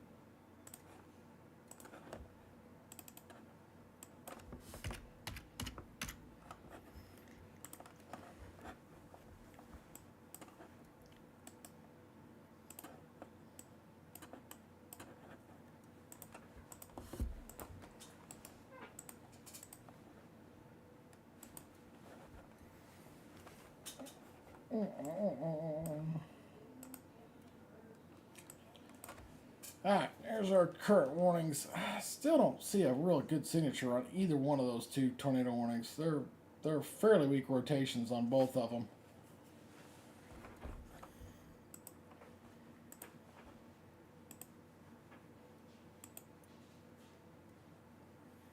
A lot of spotters out there. You see where all the spotters are. See them all right in here? And there are a bunch of them all on the interstate here with that cell there. I'm talking to my one viewer. Let's see here. So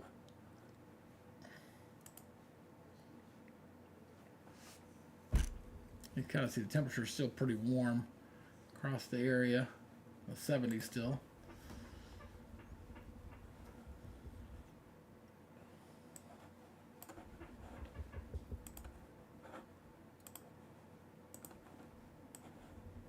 I'm going to see if I can get this thing below one more time. We'll do it one more time. If it crashes on me, I might shut this thing down for the night.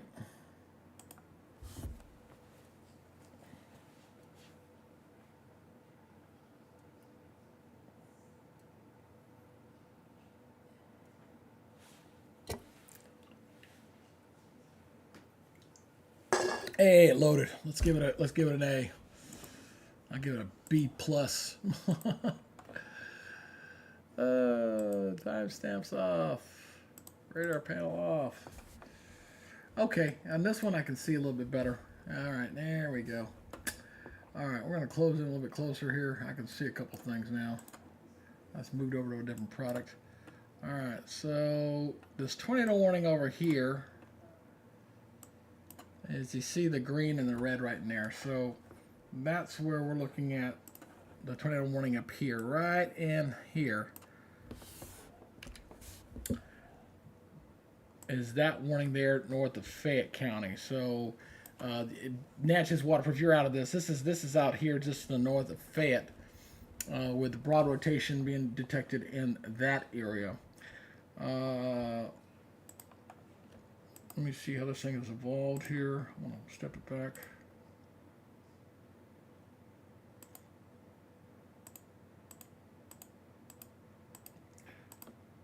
So this is when it was at strongest right there. Very broad. It's not very, but the red and green is definitely there. So clear rotation of some kind in there, but not only pressure right through there on that particular cell. And it does appear that it's weakened a little bit as it's north of Fayette at this time. So let's move over to this one here. And I'm zooming a little closer. Turn these overlays off for a second. And maybe something right in to the east of Alexandria, but again, not very strong.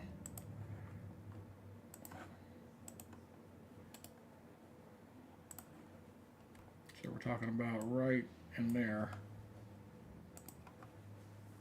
but nothing too significant there. So let's go back over to the base reflectivity. Yeah, just not seeing it there. Controls. Yeah, it doesn't line up with the reflectivity, so there's nothing there right now. So, all right. Well, I got all the stuff off. Let me just look at the basic line here. I'm kind of looking for any kind of inlets or any kind of potential, little back end hooks. Any interaction with any of the storms that are coming out. I don't see anything that's catching my eye just yet.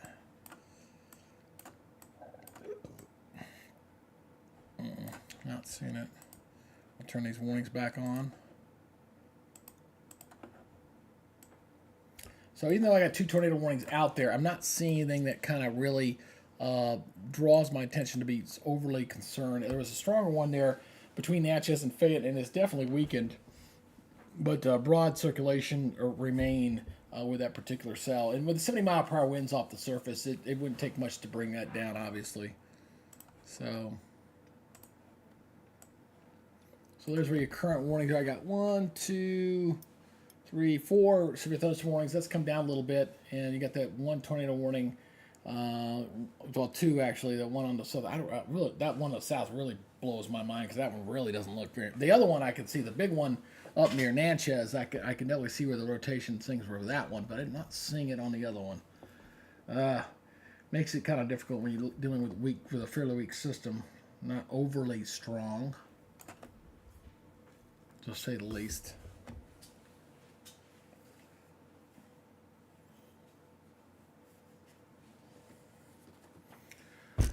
All right, I'm going to go ahead and switch over to this, or over to this for a second, and we'll pull this out.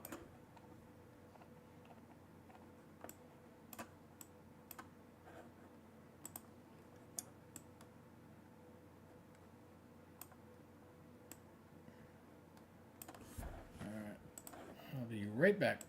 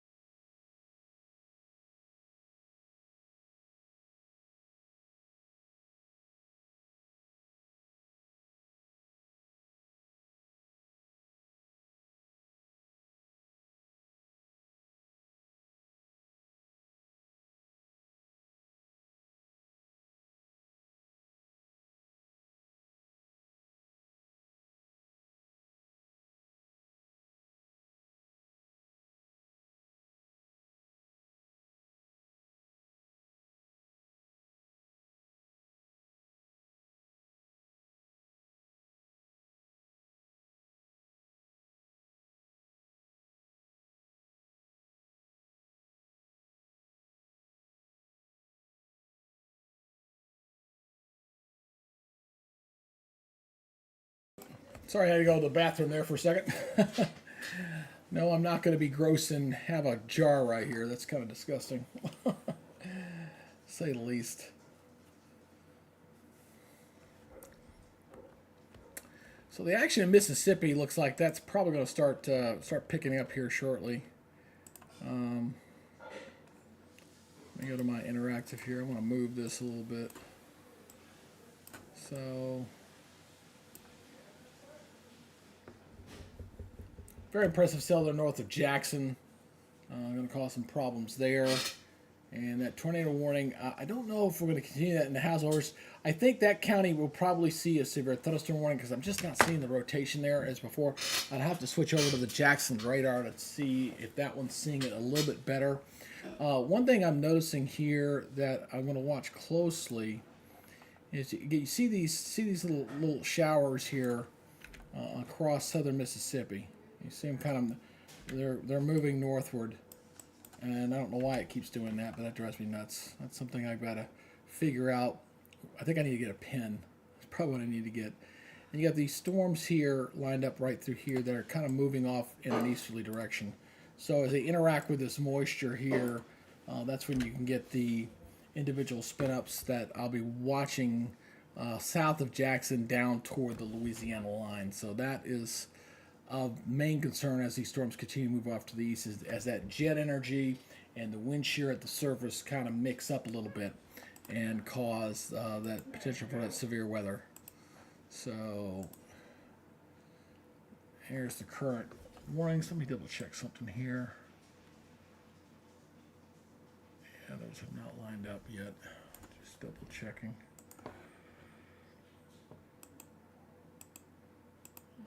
Now, what's interesting, I think this updates tomorrow, just to kind of show you, we're getting some pretty decent rains across the south. I just had this graphic up and I realized I had it over here. But look at Louisiana. I mean, Louisiana was really rocking with the drought conditions, to say the least. I mean, just almost the entire state looking at severe drought conditions. So the benefits from the storm are definitely outweighing I think the severe other aspect. As long as nobody gets hurt and we don't have any major damage or anything, that's probably the only negative thing. Obviously, it's much needed rainfall that's falling across the state. And they're going to get several rounds of this, I think, as we go through time, as we're going to get more chances and opportunities for rain across Louisiana, as the storm will continue to progress off toward the east in Mississippi, Jackson, down toward Macomb, just north of New Orleans. I think New Orleans is going to be okay for tonight. Hattiesburg, definitely Meridian, that whole area there is of main concern here for the overnight hours. It's now the sun has set. Obviously, that's going to cause problems for people at night. I always hate severe weather at night. Always have. Always. The times I've had to track severe weather at night, always been a problem. So the current watches, you see where those storms, those showers moving in from Mississippi from the south, interacting with this line. That's going to be the main concern as the watch moves off toward the east there. The tornado watch goes until 11 o'clock Central Standard Time, the 7 o'clock for the Louisiana county. So the counties in Louisiana will be slowly but surely chipped away as we go through time here with the severe weather as it continues to move across the deep south. And it looks like that Alexandria warning has finally dropped. I see it's gone. Still dealing with that one over Fayette County there. That is still a concern there. Let me see here. This one goes until 6:30. So we still got another 15 minutes left on this particular cell over near Fayette. It looks like the most intense part of it is sitting over Fayette, the city of Fayette right now.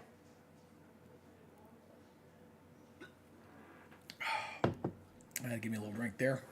But even though the warning is gone in Alexandria, they're still getting pounded with pretty good winds. A lot of these storms are producing 60 to 70 mile per hour winds because the jet stream energy is so high and just off the surface, off the ground. So a good downpour is going to bring that stuff down. It really doesn't take a whole lot to do that. I'm going to switch over here to the storm here once again. I want to double check here.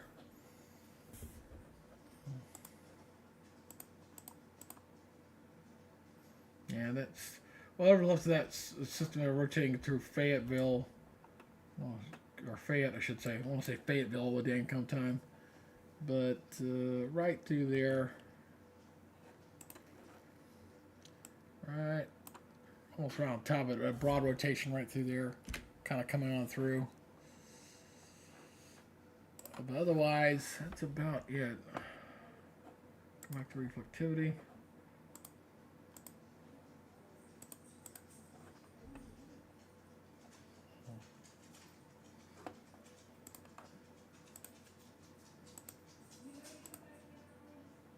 All right, so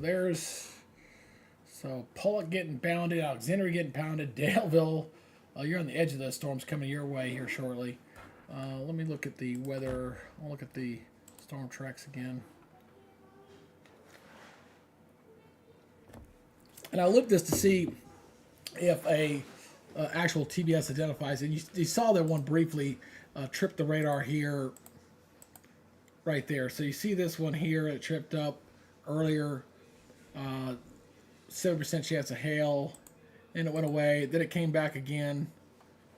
That's what prompted the warning earlier there in Alexandria, just on the north side of that. But that has since dissipated and gone away. Never saw a TVS lineup for the other one. It could have lit up from the Jackson radar since I'm using the one over in Louisiana. But not seeing it there. This is the last image here. Oh, definitely a hailer. I mean, these things have had hail. This particular cell right there, which is 3/4 inch hail. That one earlier was producing one up to 3 inches, so it's definitely and the top's 36,000 feet. That's a pretty impressive storm there for this time of year. New tornado warning down here to the south now. This one goes until 5:45 Central Standard Times. I'm not seeing a TBS with this one just yet. Let's rotate this a little bit. I'm going to take the storms off here, and I'm going to zoom in closely. And let's take a closer look at that cell in here. So I'm going to turn these off for a brief second. So a little bit of rotation. I can see that there, just a little bit. Kind of rotating around. So what I'm looking at here is a little bit of a little swing through here. So yeah, it looks like a little rotation right in there. So kind of right through here. So it's broad, definitely broad, but there's definitely something to keep an eye on there to see if that couplet gets even stronger. But definitely seeing the kind of the rotation there from that spot as it's going by the radar just to its north. So it's really close by. Not sure how much of a scan they can get being that doggone close. All right. Let me pull back here again. I guess the one thing that surprised me so far for today, I've been covering this coming up on 4 hours, is I haven't had a lot of reports. There's been a lot of spotters out chasing these storms, but not a lot of storm damage reports so far, which is good. And other than these inches here of hail, 1 3/4 inch hail, 1 1/4 inch hail, and a pretty good wind gust. There was some storm damage near over near LaSalle, Louisiana. But otherwise, I haven't seen a lot of reports so far, which is good. You don't want to see major damage, that's for sure. So far, looking all right with that. Let's go check the wider perspective again. I keep going back and forth just to kind of keep an eye on the whole line. As you got that severe thunderstorm warning to the north there of Jackson. Still got that warning there to the east of Natchez. I think that one's going to expire, and they may issue another warning out ahead of that one. And then you got those warnings to the south. So as we go into the evening hours, again, it's going to be watching to see how the southerly flow interacts with that jet energy across Mississippi. And the southerly flow there looks a little more pronounced across Mississippi than I see over Louisiana right now. Just eyeballing it, the eyeball test here. So let's go back to the radar here. I'm going to switch radars here for a second. Let me see that real quick. Let me see if it'll let me switch radars. This software's been problematic, and I'm probably going to switch to a different software program in the future. I've got one in mind. I'll surprise folks later when we get to it. For the couple folks who are watching right now, if you have not subscribed to my channel, please consider doing so. I was hoping that get a little more oomph to this coverage for tonight, but is what it is. And if you haven't subscribed, I would appreciate it. Just hit that subscribe button, and you can check out my other content. I do a lot of other content as well on this channel. If you're already a subscriber, thank you. Appreciate it. All right.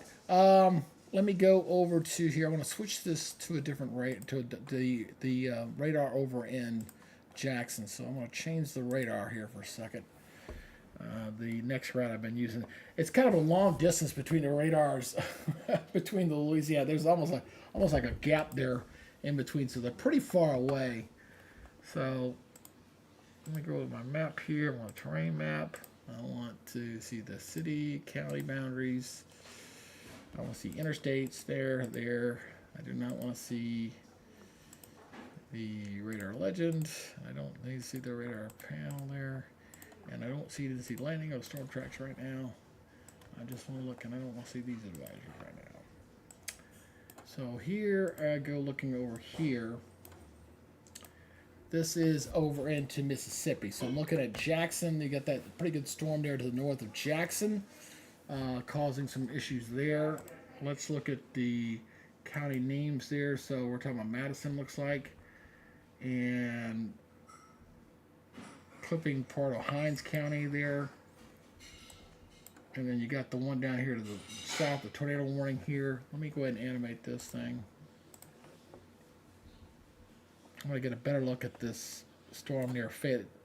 Still looking at a bit of a core there. And I'm talking about a hail core. And you kind of see it right in there.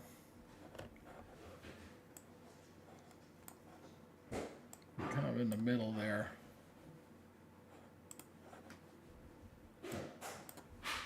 Oh, the wrong one. I tell you what, let's close that down. I'm on the wrong one, my bad. There we go. Kind of right in there. So it looks like a bit of a... that's been the hailer that's been jumping for a good long distance all across Louisiana and now going in there. So we're going to be looking at the possibility of a new warning here coming up here very shortly. It's riding around the county lines there. Let me put those counties up for you real quick. County names again. So, Jefferson County. So, what's that here?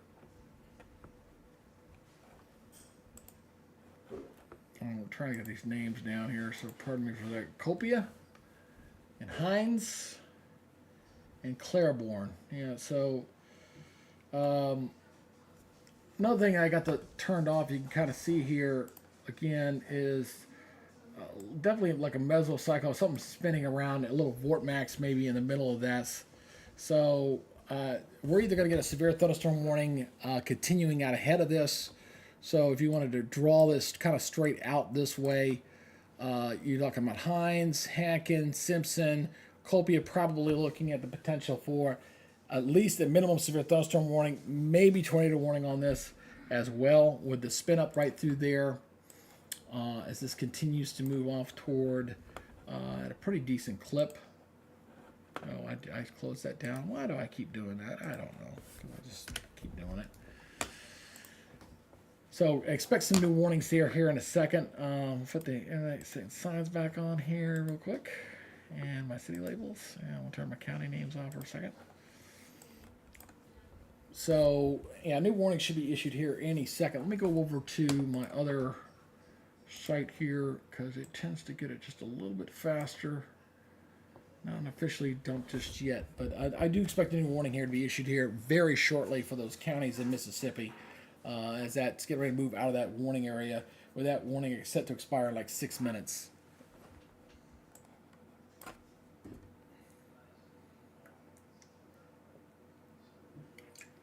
Give me a little drink there.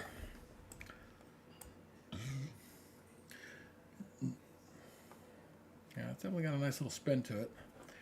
Let me see if I can load up the... I'm going to go back over here. Let me switch to this... back to this map, and let me see if the other one will load up here on this site. It was being a problem. The other one, we'll see if it'll do it here.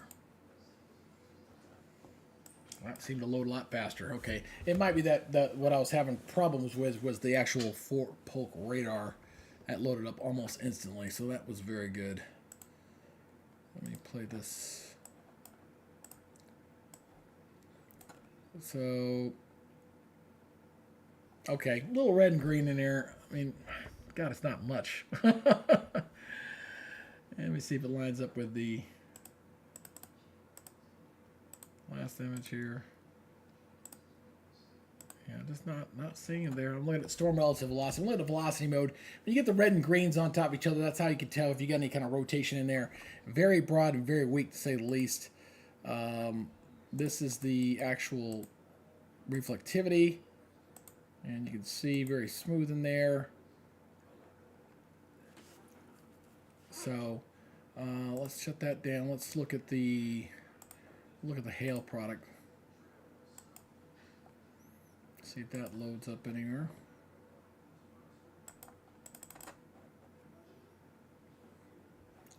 All right, let me switch back over to the radar here while that's loading.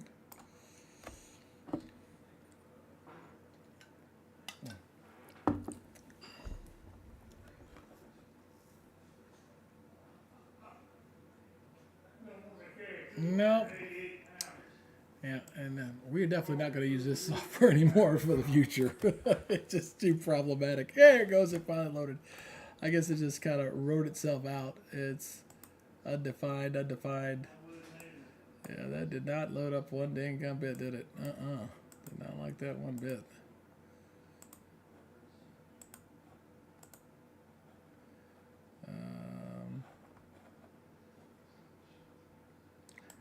Alright, we're going to do the composite reflectivity here. See what this looks like.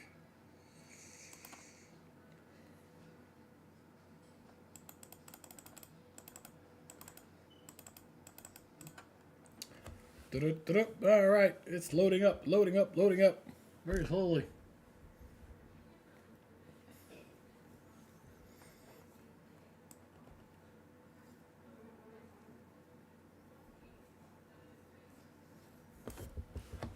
I think I'm going to go ahead and go till about 7 o'clock, and then I'm going to go ahead and shut it down for the night. I'm going to watch, see what happens here over the next 30 minutes to see if we get any other additional tornado warnings to be issued here tonight. The other warning just expired. I'm surprised they did not issue a new warning out for the area out ahead of it. I'm a little surprised at that. They did not issue a new, that's not to say they won't do another one here shortly, but that warning just expired there, and now we got those. The only tornado warning is back over Louisiana at the moment. But again, I'll say this again. As you see in here, this is where I watch for interaction. So you got those showers coming in from the south. You see these showers here, and as these storms come east, where they converge, that's where you can get those tornadoes to kind of spin up. And I'll watch that very closely here over the next 30 minutes. It won't take long because they're moving at a pretty good clip, to say the least. Yeah, I'm not.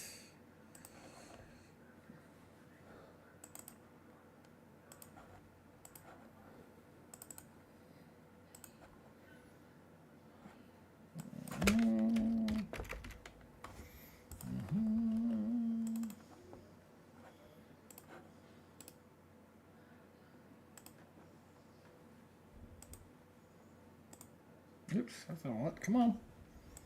Come on. I'll go back over to the Jackson one. That's what I want to watch.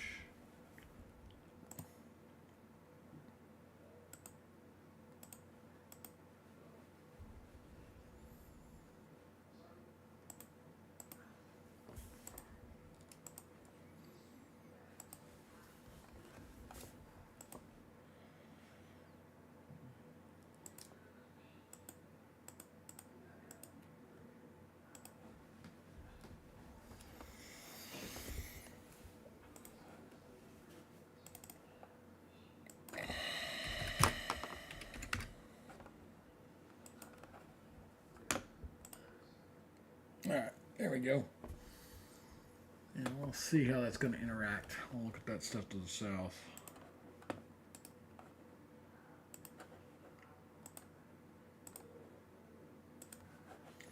So I'm going to pan this down to the south here a little bit. I'm going to watch these very closely, you know. So you'll see what I'm kind of looking at here. Let me turn this off real quick with that radar legend going. All right. So you got that activity there between Brookhaven, Prentice, Macomb, Columbia, kind of in there. So that is something I'm watching. This stuff here, and as this stuff is moving in this direction, do we get any kind of interaction that causes any potential spin-ups from that activity as they intersect? I've already seen that happen once earlier tonight, earlier this afternoon, I should say, back over Louisiana, where we did get a spin-up when those two things collided. So watching very closely to see if we get any kind of interaction between that here in the next, say, 30 minutes or so. All right. Just looking up and down the line here. Just general rain across northern Mississippi. Nothing too heavy there. It's much, like I said, much needed rain across the southeast, especially with the dry drought conditions they've had.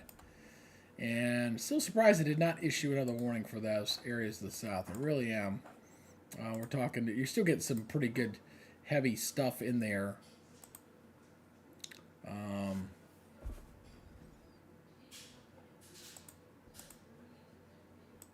So we're talking about in here toward Crystal Springs.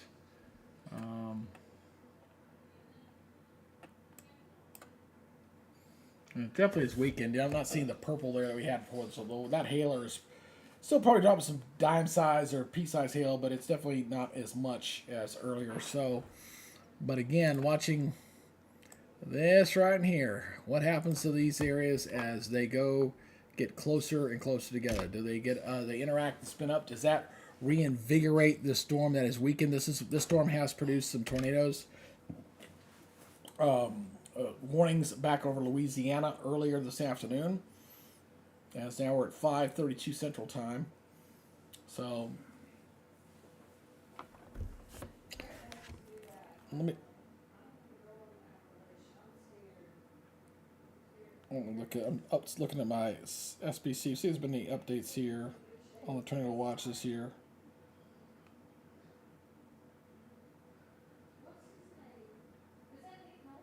Nope, still showing 7 o'clock. Just double checking here. I was wondering if they're going to update the watch, because I don't know if all these storms are going to get out in the next hour and a half of Louisiana, and the watch only goes till 7. So I'm wondering if they're going to continue to watch out a little further going into areas there. So I'm just kind of watching to see, because these storms don't look like they're going to clear Louisiana in time. Actually, I need to go back to this. My bad. Let's go back to here. So I just don't see them clearing by 7 o'clock, especially since you got that much activity back off toward the west, still.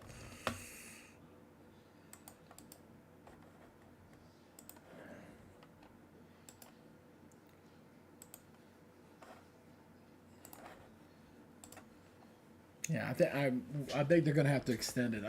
I just don't see that happening. You still got this activity back in here, and is that going to clear in an hour and a half? I don't know.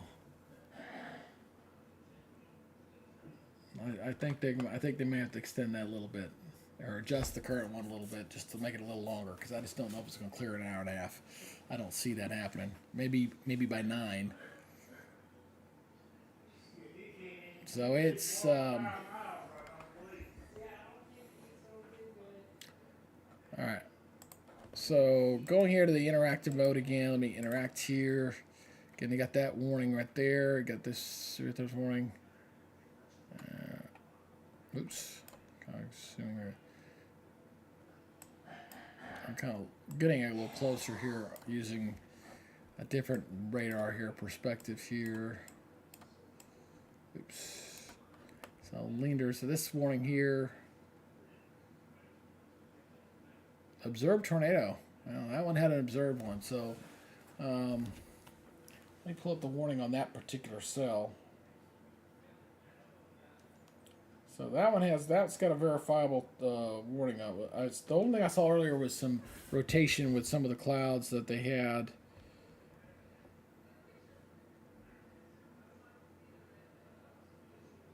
$50 size hail. Air McBride. That one goes till 6:30 Central Standard. 6:30 Central. So no, that one just was observed. So that one's got probably rain wrapped in that thing too. So anyway, so southeastern Claiborne County, northern Lincoln County, Jefferson County, northwestern Franklin County, and Copiah County, and central Mississippi. Oh, that's this one over here. I'm sorry. I'm on the wrong one. This is this one. So this is observed. Tornado warning. Let me go move it down here a little bit. That's this one over here. That's the one. That's the one that they just reissued on. I figured they were going to do that. I knew they were going to do it. Just kind of watching. Hey, thanks to whoever just subscribed on me. I appreciate it. Thank you very much. Pretty good hailer with that one potentially. I'm going to switch over to my next rad here. And yeah, there they did. Oh man, I love it when I was right. I was like, wow, why didn't they not issue that out on that one before? And then they boom, there they go. They go ahead and do it. It's like sometimes the folks at the Weather Service aggravate me sometimes. Like, what are y'all waiting on, man? Driving me crazy. All right. Let me look at the reflectivity on that. I'm going to look at the velocity mode on this one and see exactly what it is trying to do, whether I'm picking up anything gator on there. So,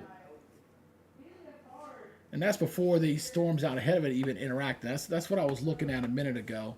and whether we're going to do a spin up. And it did spin back up again right in there. So let me go to, so again, I was watching this stuff out here toward the west. And then you got the they're just the south of Fayette. That was producing a cell earlier back off toward the west, but otherwise it's been pretty quiet here for most of the last few minutes up until this thing flared up. I thought maybe it'd be a little bit longer when it interacted with those storms there just to the east of that complex of storms. So let me pull over. I want to go back over to this here. I'm going to leave you on this mode here while I go over and try to see if I can if it'll let me pull up the radial velocity on this one again. Storm relative velocity. Let's see if it'll load for me. Let's see here. All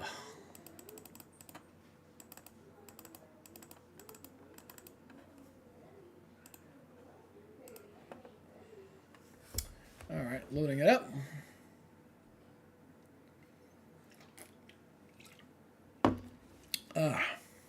Loading one image of 17. Well, your one image is spinning there for a while. All righty.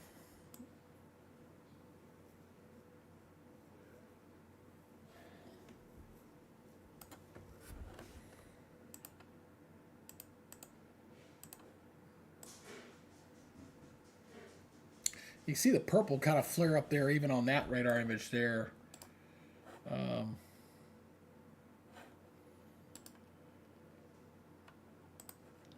So you kind of see the little purple thing right in there. It's pretty strong here. Probably got that's the same hailer again. It might be pulsing back up. You see these storms here, and the storms here kind of coming up from the south. Again, that can add to the additional spin on these storms as they interact with each other. And that's always when you got the good wind shear going on. That's what causes that additional spin. You got a pretty good jet above the surface and a pretty good low wind, very gusty winds blowing in from the south as well. So yeah, I just can't do it on that radar. We're definitely going to go to another service here in the future. I'll add additional service. There's one in particular, and I'm not going to say which one right now, but there's one in particular that I'll be adding to my portfolio to kind of help in these kind of events in the future, so I can able to do some proper analysis and looking at the dynamics of the different things. I'm kind of limited today because the software is just bogging down and not loading. It could be just busy because a lot of folks might be on it and they just can't handle it. So the load, so I'll have to wait and see to do that because it's just not loading. It's just spinning its wheels at me.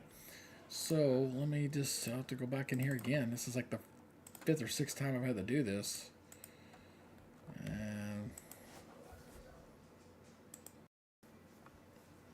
oh, I just caused myself to crash. I may have just caused myself to crash.